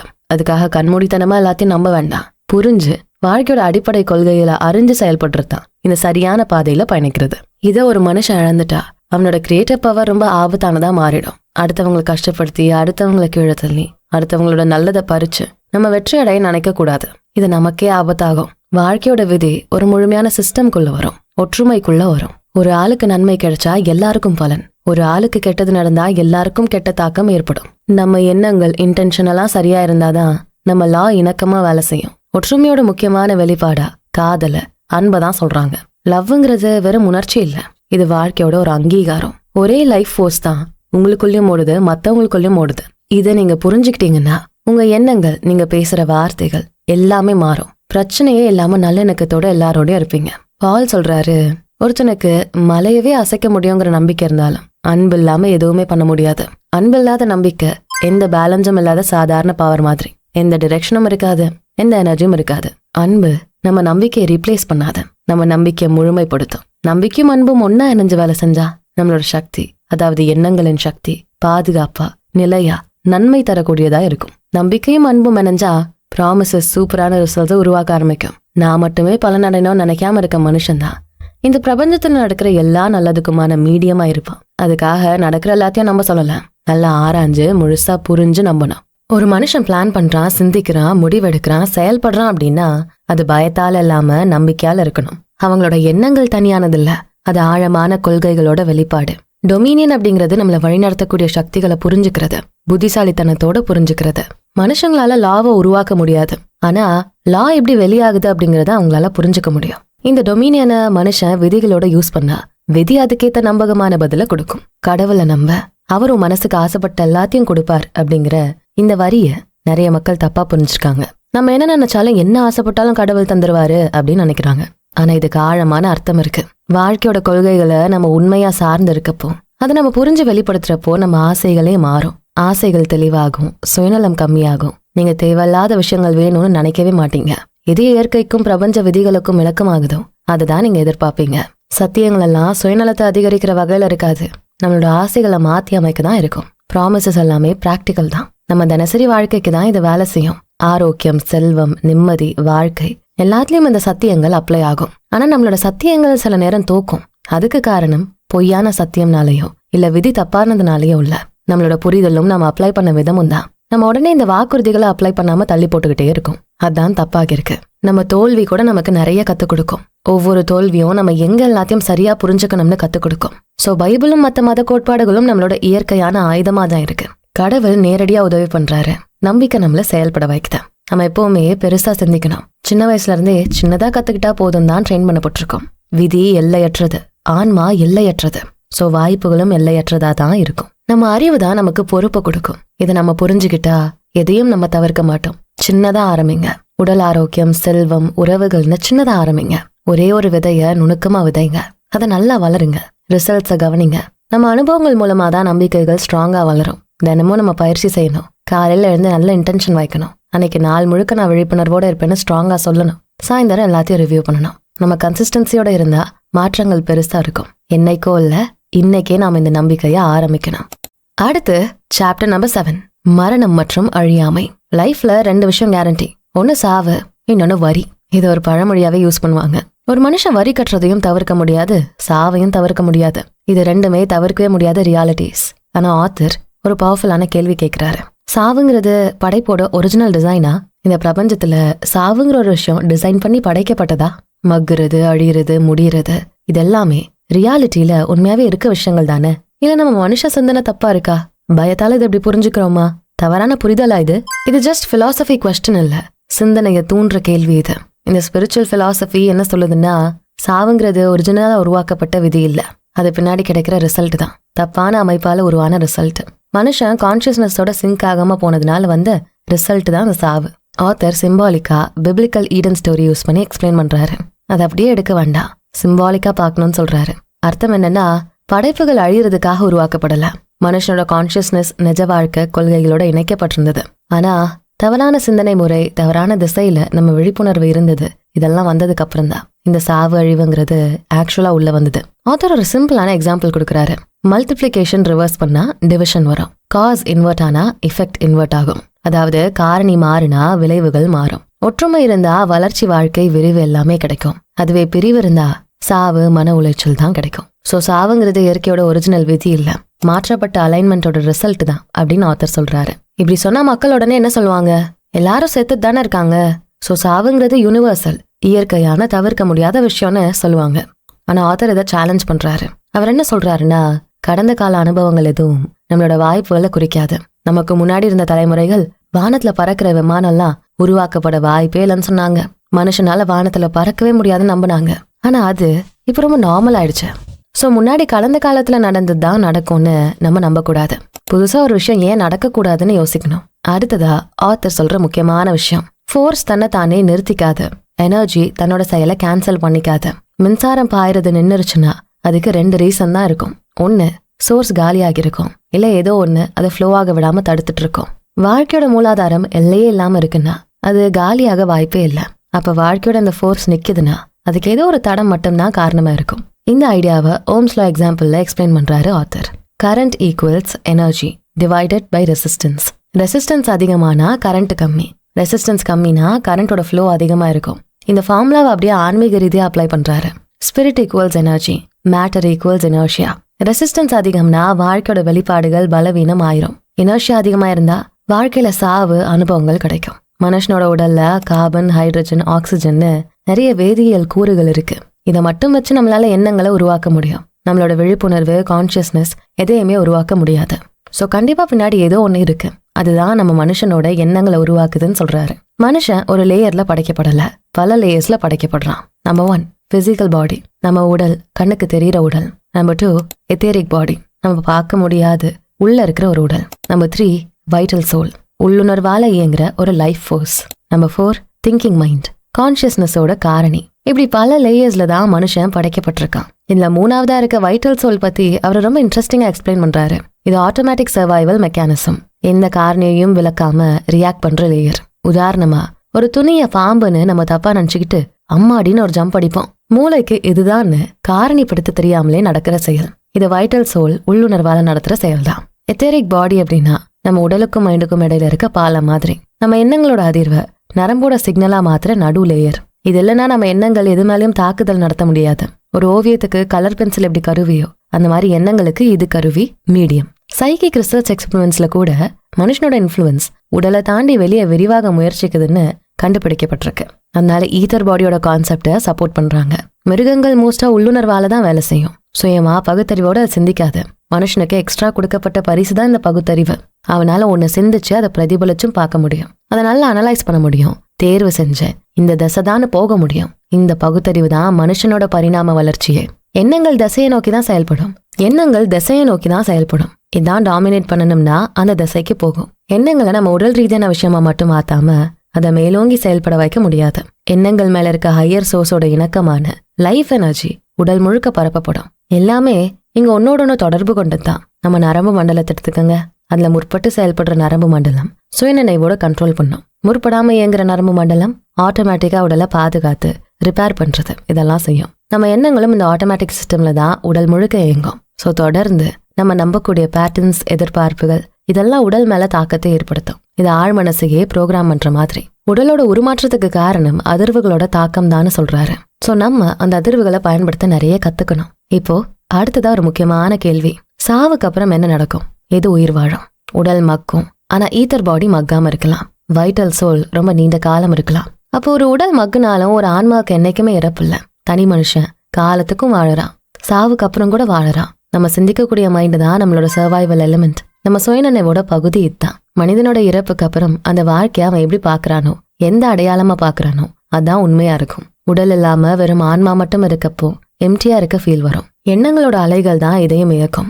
இப்போ author next level concept introduce பண்றாரு, இன்வல்யூஷன் அண்ட் எவல்யூஷன். இது ரெண்டும் எதிரெதிர் திசைகள்ல நகரும். ரெண்டுமே காஸ்மிக்கோட ஒரு பகுதி தான், ஆனா செயல்பாடு வேற. எவல்யூஷன்னா எல்லாரும் கேட்டிருப்போம், பரிணாம வளர்ச்சி, விரிவு இதெல்லாம். ஆனா எவல்யூஷன் நடக்கிறதுக்கு முன்னாடி இந்த இன்வல்யூஷன் வந்திருக்கும். அதாவது சுருங்குதல் வந்திருக்கும். விரிவு ஏற்படுறதுக்கு முன்னாடியே சுருக்கம் மடிப்பு தான் இருந்திருக்கும்னு சொல்றாங்க. முதல்ல ஒரு ஆன்மா ஒரு பொருளுக்குள்ள ஊடுருவறப்போ அங்க சுருக்கம் தான் நடக்கும். இதுதான் இன்வல்யூஷன் அப்படின்னு சொல்றாங்க. இது தோல்வியோ தண்டனையோ இல்ல, ஒரு ட்ரைனிங் ஸ்டேஜ் மாதிரி. எப்பவும் எல்லாத்துலயும் எதிர்ப்பு இருக்கதான் செய்யும். விரிவாகிறதுக்கு முன்னாடி இந்த சுருக்கம் ஒரு எதிர்ப்பா தான் இருக்கும். எந்த தடுப்பும் எதிர்ப்பும் எல்லையும் இல்லாம பர்சனல் டெவலப்மெண்ட் நடக்காது. ஆத்தர் ஒரு பிராக்டிகல் எக்ஸாம்பிள் கொடுக்கறாரு. நம்ம சொல்வோம்ல, அவன் கிடக்குறான் தொடநடுங்கி பையனை. மீனிங் என்ன? அவனுக்கு நிலையான தனிமைத்துவம் இருக்காது, எல்லாத்துக்கும் பயப்படுவான், வெளியே வர இன்ஃப்ளூயன்ஸுக்கு ஈஸியா ஈடு கொடுத்துருவான். சோ இதனாலேயே அவன் சுருக்க நிலையில தான் இருப்பான். Circle of being. வாழ்க்கை ஒரு வட்டம். மனுஷனோட வாழ்க்கையும் ஒரு வட்டம் தான். முதல்ல ஒரு ஆர்க்கு, அப்புறம் சுருக்கம், அப்புறம் ஆன்மா உள்ள போகும், லோ பாயிண்ட், அப்புறம் மனுஷனோட நிலை, ஆன்மா உடலும் பேலன்ஸ் ஆகுது, அப்புறம் விரிவாகிறான். மனுஷனுக்கு இப்படிதான் நடக்கும். மனுஷனோட விழிப்புணர்வு மொத்தமும் ஒரு டேர்னிங் பாயிண்ட்ல தான் வரும். மிருகங்கள் ஒரு பாயிண்ட்டுக்கு கீழே தான் இருக்கும், அதாவது நடுத்தரமா இருக்க பாயிண்ட்டுக்கு கீழே. ஆனா மனுஷன் அதுக்கு மேல வரான். அதான் அவனுக்கு விழிப்புணர்வு, முழு சுயநினைவெல்லாம் இருக்கு. அப்படியே மேல போக வட்டம் விரிவாகும், பரிணாம வளர்ச்சி அதிகமாகும், தனிமைத்துவம் முழுமையடையும். சோ வட்டத்துல கீழே இருக்க முதல் ஆர்க் அவனோட தனித்துவத்தை உருவாக்குது. அடுத்த ஆர்க் அவனை கான்சியஸா இந்த பிரபஞ்ச விதிகளோட இணைஞ்சு செயல்பட வைக்குது. இறந்ததுக்கு அப்புறம் அவனோட இந்த ஆன்மா இந்த பிரபஞ்சம் முழுக்க எனர்ஜியா ஆராவா பரவும். இப்போ author law and word partnership கான்செப்டுக்கு திரும்ப வராரு. லா அப்படின்னா யூனிவர்சல் ஸ்ட்ரக்சர், வேர்டுனா நம்ம இன்டென்ஷனோட திசையமைப்பு, சுயநினைவோட நம்ம செயல்படுத்துற எண்ணங்கள். வார்த்தை இல்லாம லா சக்தியோட தான் இருக்கும், ஆனா ஆக்டிவா இருக்காது.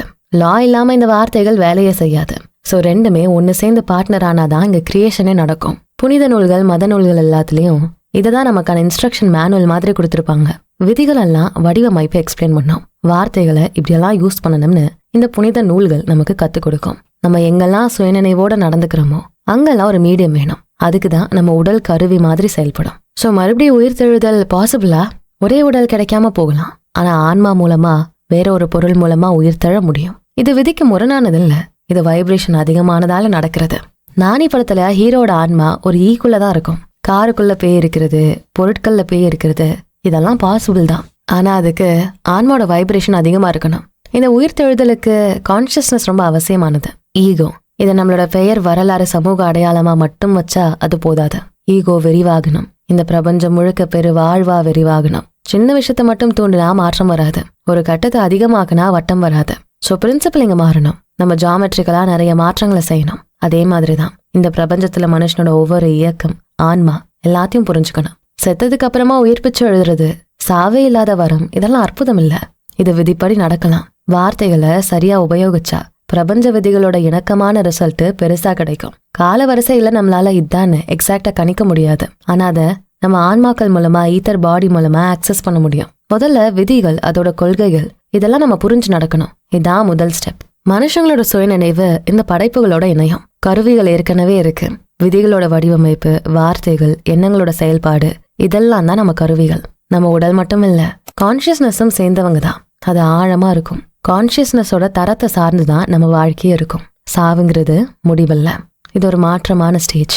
குழந்தையில இருந்து வயசாகிற ஒரு மாற்றம் எப்படி வருதோ அந்த மாதிரி மனிதனோட பிறப்புக்கு அப்புறம் இறப்பும் வரும். ஆனா இந்த சாகா வரம் வெறும் கதை இல்ல, எல்லாமே ஒருங்கிணைஞ்சா சாகா முழு வரத்தோட கூட அடைய முடியும். இது லா படி பாசிபிள் தான். சொல்ல போனா இந்த உலகத்துல வாழ்ந்த எல்லா ஆன்மாக்களும் சாகா வரத்துல தான் இருக்காங்க.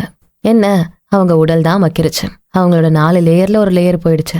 மற்றபடி அவங்க காலம் முழுக்க வாழ்ந்துட்டு தான் இருக்காங்க. அவங்க எனர்ஜி, வைப்ரேஷன் எல்லாம் ஸ்ட்ராங்கா இருந்தா மறுஜென்மம் கூட எடுப்பாங்க. தினமும் காலையில எழுந்து நான் இல்லையே இல்லாத ஒரு வாழ்க்கையோட வெளிப்பாடுன்னு மனசுக்குள்ள ரிப்பீட்டடா சொல்லிக்கிட்டே இருக்கணும். இது சப்கான்ஷியஸ்ல ப்ரோக்ராம் ஆயிடும். தியான பயிற்சி செய்யறது, இயற்கையை அப்சர்வ் பண்றது, இதெல்லாம் வாழ்க்கையோட தொடர் பிரின்சிபிள்ஸ்.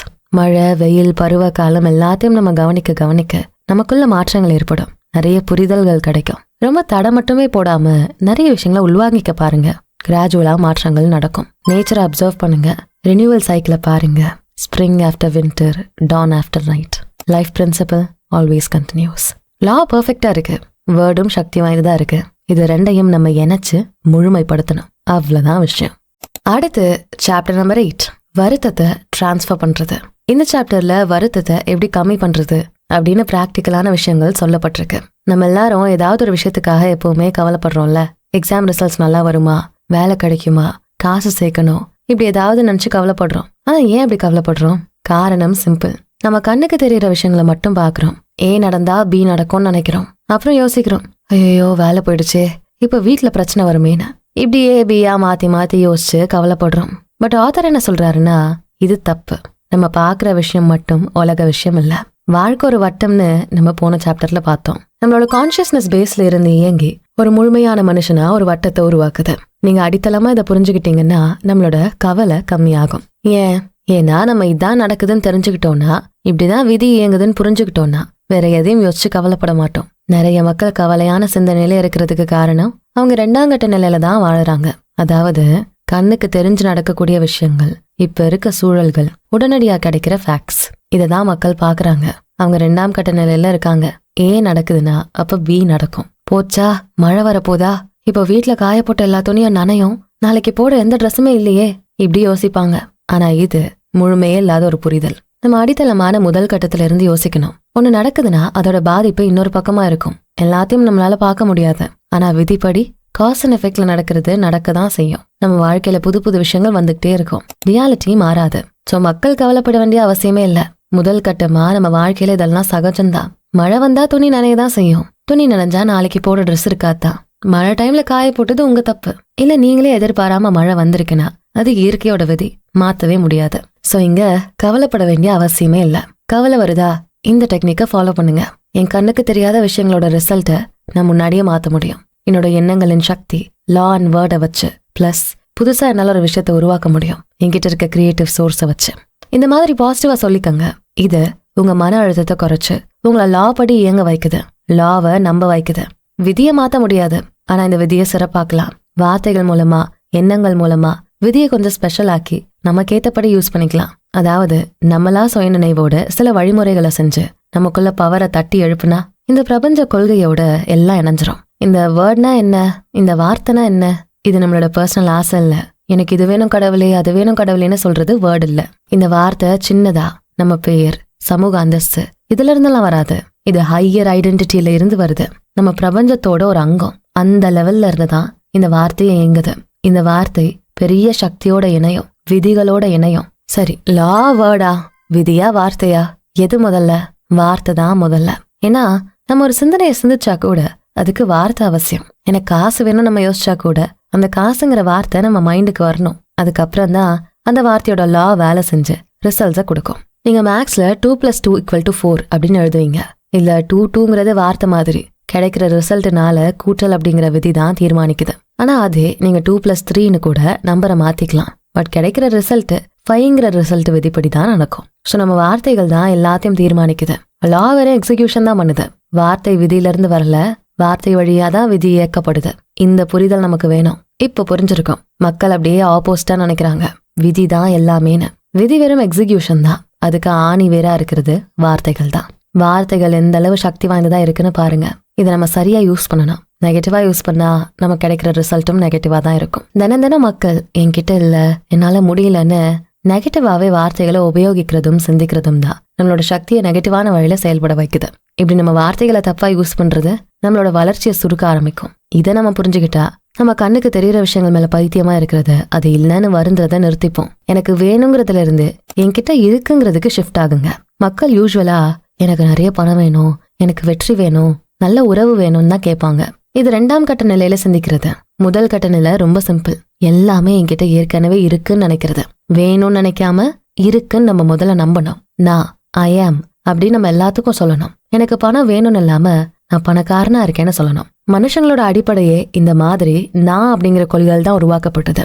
வெளி தோற்றத்துக்கு பின்னாடி இருக்க ரியாலிட்டி இதுதான் நோ மீனன் அப்படின்னு சொல்லுவாங்க. முதல்ல நம்ம அடையாளம், அதுக்கப்புறம் தான் மேனிஃபெஸ்டேஷன். முதல்ல நம்ம நம்மளா இருக்கணும். நமக்கு என்ன வேணுமோ அதுவாவே நாம இருக்கணும். அடுத்து அதுக்கான வார்த்தைகளை நம்ம யூஸ் பண்ணணும். கடைசியா அது லா மூலமா மேனிஃபெஸ்ட் ஆகும். இதான் சீக்வன்ஸ். இந்த 3 ப்ராசஸ்ல தான் நமக்கு வேண்டிய எல்லாமே நடக்கும். நாங்கிற அடையாளத்தை நம்ம உருவாக்கிட்டாதான் நமக்கான மேனிஃபெஸ்டேஷனே அங்க நடக்கும். நம்ம எப்படி இருக்கோமோ அதை விட பெருசா ஆகணும்னு யோசிக்கிறது சுயநலம் இல்ல, கண்டிப்பா இல்ல. வளர்ச்சிங்கிறது சுயநலம் இல்ல. இதுலதான் மொத்த பிரபஞ்சமும் இயங்கிட்டு இருக்கு. நமக்குள்ள இருந்து வெளியாகிற பிரபஞ்ச வாழ்க்கை உணர்வு இதுதான். நம்ம வளரணும்னு நினைக்கிறது இயற்கைக்கு முரணானது இல்ல. அது கூட நம்ம இணக்கமா இருக்கிறது. 90% தெளிவாகி இருப்பீங்கன்னு நினைக்கிறேன். கவலையே பட வேண்டாம். நீங்க என்னவா ஆக நினைக்கிறீங்களோ அதுவாவே தான் நான் இருக்கேன்னு நீங்க அடையாளப்படுத்துங்க. அப்பதான் எல்லாமே மேனிஃபெஸ்ட் ஆக ஆரம்பிக்கும். விதைகள் இயற்கைக்கு ஏத்தபடிதான் செடிகளா மாறுது. சுத்தி இருக்க சூழல் தான் அந்த செடிகளை வளர வச்சு முழு உருவமா மாத்துது. நாமளும் வருந்துகிட்டே இருக்கணும்னு அவசியம் இல்ல. நம்ம என்னமோ சுத்தி இருக்க சூழலும் இணக்கமானா எல்லா ப்ராசஸும் சிறப்பா நடக்கும். இப்ப இருக்க இந்த நொடியில நம்ம வாழ்ந்தோம்னா நிம்மதியான வாழ்க்கை கிடைக்கும். இது ஆக்டிவான ஒரு தொடர் நிலைதான். எதிர்பாராத வாய்ப்புகள், ஆசைகள் எல்லாம் நம்மளோட அடையாளங்களா விரிவாகி சூழ்நிலைகளோட இணக்கமாகறப்பதான் நடக்கும். எப்படி ஒரு விதை சுத்தி இருக்க இயற்கை சொல்லோட இணக்கமாகி ஒரு செடியா மரமா மாறுதோ அப்படி. சரி, நம்ம பர்சனாலிட்டி கம்மியா இல்லாம அதிகமா இருக்கணும்ல. இதை எப்படி தெரிஞ்சுக்கிறது? நம்ம பர்சனாலிட்டி லோவா இருந்தா எனக்கு கிடைக்கணும், நான் கட்டுப்படுத்தணும், நான் சொந்தமாக்கிக்கணும், இப்படிதான் நம்ம யோசிப்போம். அதுவே நம்ம பர்சனாலிட்டி அதிகமா இருந்தா நம்ம அப்படிதான் இருக்கோங்கிற வார்த்தைகளே யூஸ் பண்ணுவோம். நான் வளர்ந்துகிட்டே இருக்கேன், நான் வெளிப்படுத்திக்கிட்டே இருக்கேன், நான் சேவை செஞ்சுட்டே தான் இருக்கேன், நான் இணக்கமாயிட்டே இருக்கேன். இப்படி வார்த்தைகள் பெருசா இருக்கும். வெறும் லா மட்டும் இருந்தா அதுல சக்தியே இல்ல. வார்த்தைகளும் இருக்கணும். நம்ம கான்சியஸா இன்டென்ஷன் வச்சாதான் எல்லாமே ஆக்டிவேட் ஆகும். எல்லாமே ஒரு இணக்கமான பவரா உருவாகும். ஸோ லா ஆஃப் growth இது ரொம்ப அவசியமான ஒரு பிரின்சிபல். நம்ம ஒரே ஒரு முறை இன்டென்ஷன் வச்சுட்டா போதும். அதை எந்த தொந்தரவும் செய்யாம அப்படியே விட்டுறணும். என்ன ரிசல்ட் வருமோன்னு பதறிக்கிட்டு மண்ணை தோண்டி விதைய பார்த்துக்கிட்டே இருந்தா நம்ம அந்த விதை வளர்றதுக்கான ப்ராசஸையே அழிச்சிருவோம். நம்ம தன்னம்பிக்கையோட இருக்கணும். இது மனசுக்குள்ள மறைவா இருக்க அமைதியான நம்பிக்கை. இதை கண்டிப்பா லாவோட இணைஞ்சு ஜெயிக்கும். நம்ம இன்டென்ஷன் வைக்கிறதுங்கிறது நம்ம எதுவா ஆக நினைக்கிறோமோ அந்த நிலைய மனசால நம்ம அடையிறது. இது பகல் கனவில்ல, நம்ம அடையாளத்தை நாமளே ரிஹர்ஸ் பண்ணி பாக்குறது. எல்லா மனுஷனோட படைப்பும், அதாவது ட்ரெஸ்ஸு, கட்டிடம், மஷின்ஸ்ன்னு எல்லாமே முதல்ல வார்த்தையா இருந்தது தானே. அதுக்கு முன்னாடி வெறும் எண்ணமா இருந்தது தானே. அப்புறம் தான் உருவமா மாறி நம்ம கண்ணு முன்னாடி நிக்குது. ஸோ நம்ம வார்த்தைகளை பயன்படுத்துறது தொடர்ந்து நம்ம மறைமுக சக்தியை பயன்படுத்துற மாதிரி. வார்த்தைகளோட சக்தியை நம்ம யூஸ் பண்றதுன்னா இந்த வார்த்தைகளை வச்சு நம்ம எந்த பெரிய விஷயத்தை உருவாக்கலாம். இது ஒவ்வொரு மக்களுக்கும் மாறுபடும். மக்கள் ஒவ்வொரு இலக்குகளையும் ஒவ்வொரு மாதிரி வச்சிருப்பாங்க. இது எல்லாத்துலயும் ஒரே ஒரு எய்ம் தான் இருக்கு, முழுமையா என்ஜாய் பண்ணணுங்கிற ஆசை. என்ஜாய் பண்றதுங்கிறது எங்க பிளஷர் மட்டும் இல்ல, லைஃப் ஃபோர்ஸோட நம்ம ஒன்னா அர்த்தத்தோட இணையிறது. ஆர்வம் இருந்தாதான் வாழ்க்கை நகரும். ஆர்வம் இல்லைன்னா நம்மளோட வார்த்தை, கிரியேட்டிவ் பவர் எல்லாமே பிளாக் ஆயிரும். நம்ம ஆசையோட ஆர்வத்தோட யோசிச்சாதான் வார்த்தை வரும். அது என்னமா அதிர்வா மாறும். லா வேலை செஞ்சேன், நம்ம நினைச்சதை அந்த நொடி மேனிஃபெஸ்ட் பண்ணுவோம். ஸோ நம்ம வருத்தங்களை டிரான்ஸ்ஃபர் பண்ணிட்டோம். நம்ம அடையாளம், முதல் கட்ட நிலை, இதுதான் காரணின்னு புரிஞ்சுக்கிறது. நம்ம வளர்ச்சி, ஒற்றுமை, இதெல்லாம் நம்ம பார்த்தோம். இதுவே நம்மள வருத்தப்பட வேண்டாம்னு சொல்லுது. எல்லாமே நம்ம கையில, நம்ம வார்த்தையில, நம்ம சிந்தனையில தான் இருக்கு. பெர்ஃபெக்டான வார்த்தைங்கிறது பேசுற வார்த்தை இல்ல, நமக்குள்ள இருக்க கான்சியஸ்னஸ்ங்கிற நிலை. இது நம்மளோட விதியோட இணக்கமாகுது. வெற்றிங்கிறத நம்ம வாங்குற மெடல்ஸ், நம்ம சோஷியல் ஸ்டேட்டஸ், இதை வச்சு தீர்மானிக்கிறோம். ஆனா இது எல்லாமே எக்ஸ்டர்னல், வெளியே இருக்க விஷயம். உண்மையா இதை நம்ம கான்சியஸ்னஸோட தான் அளக்கணும். வெற்றிங்கிறது இந்த பிரபஞ்ச வாழ்க்கையோட நம்ம கான்சியஸ்னஸ எப்படி இணக்கமாக்குறோமோ அதுலதான் இருக்கு. நம்ம என்னவா ஆகணும்னு யோசிக்காம அதுவாவே இருக்கும்னு நினைக்கணும். இதான் நிலையான ரிசல்ட்ஸ் உருவாக்கும். கடவுள் நமக்கு உதவி பண்றாருன்னா அது லா மூலமா உதவி பண்ணுவாரு. அந்த லாவையே நம்ம தான் நம்ம வார்த்தைகள் மூலமா இணக்கமாக்கணும். அதுக்கு நம்ம அடையாளத்தை உருவாக்கணும். நீங்க என்னவாக நினைக்கிறீங்களோ அதுவாதான் நான் இருக்கேன், ஐ ஆம் அப்படின்னு நீங்க சொல்லணும். அவ்வளவுதான். 8 சாப்டர்ஸையும் ஆத்தர் அறிவியல், ஆன்மீகம், பயிற்சிகள்னு எல்லாத்தோடையும் முழுமையா கம்ப்ளீட் பண்றாரு. இந்த புக்கோட சுருக்கத்தை பார்த்துட்டு இந்த புக்கையும் நிறைவு செஞ்சிடலாம். த லா அண்ட் த வேர்டோட முக்கியமான ஐடியா, எண்ணங்கள் தான் உங்க ரியாலிட்டியை உருவாக்குற உண்மையான ஃபோர்ஸஸ். இந்த பிரபஞ்சத்துல இருக்க எல்லாமே ஒரே ஒரு மூலாதாரத்துல இருந்து தான் வந்தது. அது யூனிவர்சல் எனர்ஜி, ஆன்மா, கடவுள், இப்படி எதுவா வேணாலும் சொல்லிக்கலாம். இந்த லா படி தான் இயங்கிட்டு இருக்கு. இந்த பிரபஞ்சத்துல இருக்க உயிர்கள், உயிரற்ற பொருள் எல்லாமே வெவ்வேறு வேகத்துல வெளியாகிற எனர்ஜி, வைப்ரேஷன். மனுஷங்க எப்பவுமே ஸ்பெஷல். ஏன்னா நம்மளாலதான் சிந்திக்க முடியும், நமக்கு தான் பகுத்தறிவு இருக்கு. நம்ம ஆன்மாக்கும் உடலுக்கும் நடுவுல தான் இருக்கும். இந்த கான்சியஸ்னஸ்ல தான் நம்மளோட ரியாலிட்டியே இருக்கு. நம்ம எண்ணங்கள் அதிர்வுகளை உருவாக்கும், அது நம்மளை சுத்தி இருக்க சூழலையும் பாதிக்கும். இது ரெண்டும் சேர்ந்துதான் நம்ம வாழ்க்கைக்கான ரிசல்ட்ஸை உருவாக்கும். இங்க பிரச்சனை என்னன்னா, நிறைய மக்களுக்கு இந்த சக்தி புரியவே இல்லை. நிறைய பேர் வெறும் பாசிட்டிவான எண்ணத்தை யோசிக்கிறாங்க, ஆனா பல நெகட்டிவ் விஷயங்கள்ல மூழ்குறாங்க. ஸோ அதிகமா இருக்க நெகட்டிவ் எண்ணங்கள் தான் இங்க டாமினேட் ஆகும். நம்ம ஆசைகள் காணாம போயிடும். ஏன்னா நம்ம நினைக்கிற ஒரே ஒரு பாசிட்டிவ் எண்ணம் பத்தாது. மதங்களோட கூறுகள், புனித புத்தகங்களோட வார்த்தைகள் எல்லாம் அற்புதமோ மாயையோ இல்ல, எல்லாம் உண்மைதான். நம்ம பிரபஞ்ச விதிகளோட இணைஞ்சா, தொடர்ந்து இணைஞ்சா நமக்கு நல்ல ரிசல்ட்ஸ் கிடைக்கும். நீங்க உடல் மட்டும் இல்ல, உடல், உங்களை சுத்தி எனர்ஜி, உங்களுக்குள்ள இருக்க லைஃப் ஃபோர்ஸ், சிந்திக்கக்கூடிய மைண்டுன்னு நீங்க எல்லாமேவா இருக்கீங்க. உங்க கான்சியஸ்னஸ் தான் இங்க சர்வைவே ஆகுது. உங்க எண்ணங்களை நல்லா கவனிங்க, அதான் உங்க எதிர்காலத்தை உருவாக்கும். பயம், சந்தேகம் இது எதுவும் வேண்டாம். கண்மூடித்தனமா எதையும் நம்பாம இயற்கை விதிகளை நல்லா புரிஞ்சுக்கங்க. இயற்கை விதிகளோட இணைஞ்சு வேலை செய்யுங்க. என்னைக்கும் அதுக்கு எதிராக வேலை செய்யாதீங்க. பொறுமையா இருந்தா ரிசல்ட்ஸ் கிடைக்கும். விதை எப்படி செடியா முளைக்குதோ அந்த மாதிரி. நல்ல ஞாபகம் வச்சுக்கோங்க, நீங்க மிகப்பெரிய ஆற்றலோட, சக்தியோட கனெக்ட் ஆகிருக்கீங்க. பிரபஞ்ச எனர்ஜியோட ஒரு பகுதி நீங்க. சாவுங்கிறது இயற்கை விதியே இல்ல. மனுஷனோட உடலுக்கு இறப்பு இருக்கலாம், ஆனா அவனுக்கு இறப்பே இல்ல. அவன் ஆன்மாவா உள்ளுணர்வா இந்த பிரபஞ்சத்துல சாவே இல்லாத வரத்துல வாழுறான். நீங்க பாதிக்கப்பட்டவங்களோ கீழானவங்களோ இல்ல. நீங்க ஒரு பவர்ஃபுல் கிரியேட்டர். இந்த பிரபஞ்சத்துல உருவாகிற பல விஷயங்களுக்கு நீங்களும் ஒரு ஆதரவா ஒரு பங்கா இருந்திருக்கீங்க. சோ லாஸ கத்துக்கங்க. உங்க விதிகள் நினைச்சுக்கங்க. உங்களுக்கு என்ன வேணுமோ அதை கான்சியஸா உருவாக்குங்க. எனக்கு வேணும்னு சொல்லாம நான் அதுவாவே இருக்கேங்கிற அந்த ஐ ஆம் அப்படிங்கிற அடையாளத்தை உருவாக்குங்க. எனக்கு பணம் வேணும்னு இல்ல, நான் பணக்காரனா இருக்கேன்னு சொல்லுங்க. இப்படி நீங்க அடையாளப்படுத்துறப்போ எல்லாத்தையும் ஈஸியா நீங்க மேனிஃபெஸ்ட் பண்ண முடியும். லா அண்ட் வேர்ட், விதிகள் வார்த்தைகள் இரண்டுமே இணைஞ்சாதான் சக்தி வாய்ந்த ரிசல்ட்ஸ் கிடைக்கும். இதுதான் த லா அண்ட் த வேர்ட் புக்கோட மைய கருத்துக்கள். இந்த புக்கு கண்டிப்பா உங்களுக்கு பிடிச்சிருக்கும் நம்புறேன். இந்த புக்கோட கருத்து எப்படி இருந்துச்சுன்னு கமெண்ட்ஸ்ல சொல்லுங்க. இந்த பெஸ்டான கான்டென்ட்டை நாங்க கொண்டு வர்றதுக்கு நிறைய டைம் எடுத்து ரிசர்ச் பண்றோம், எஃபோர்ட் போடுறோம். எங்களோட இந்த ஆடியோஸை நீங்க என்ஜாய் பண்றீங்க, உங்களுக்கு ரொம்ப பயனுள்ளதா இருக்குன்னா உங்களோட சப்போர்ட் கண்டிப்பா எங்களுக்கு வேணும். உங்களோட என்கரேஜ்மெண்ட் இருந்தா எங்களுக்கு ரொம்பவே பயனுள்ளதா இருக்கும். சோ எங்களோட யூடியூப் மெம்பர்ஷிப் குரூப்ல ஜாயின் பண்ணிக்கோங்க. இதனால உங்க சப்போர்ட் கண்டிப்பா எங்களுக்கு இருக்கும். பிளஸ் உங்களுக்கு நாங்க பண்ற கான்டென்ட்ஸ் ரொம்ப பிடிச்சிருக்கணும் எங்களுக்கு புரியும். நாங்களும் இன்னும் சூப்பரான கான்டென்ட்ஸை கொடுக்க ஆரம்பிப்போம். சோ உடனே நம்ம யூடியூப் மெம்பர்ஷிப் குரூப்ல ஜாயின் பண்ணிக்கோங்க. இந்த வீடியோ உங்களுக்கு பிடிச்சிருந்தா கண்டிப்பா இதுக்கு ஒரு லைக் போட்டுட்டு உங்க ஃப்ரெண்ட்ஸ் அண்ட் ஃபேமிலிக்கு ஷேர் பண்ணுங்க. நம்ம channels beyond the ordinary and body and soul Tamil ரெண்டுத்துக்கும் சப்ஸ்கிரைப் பண்ணிட்டு பெல் ஐகானை அழுத்திருங்க. நான் உங்களை அடுத்த வீடியோல பாக்குறேன். நன்றி.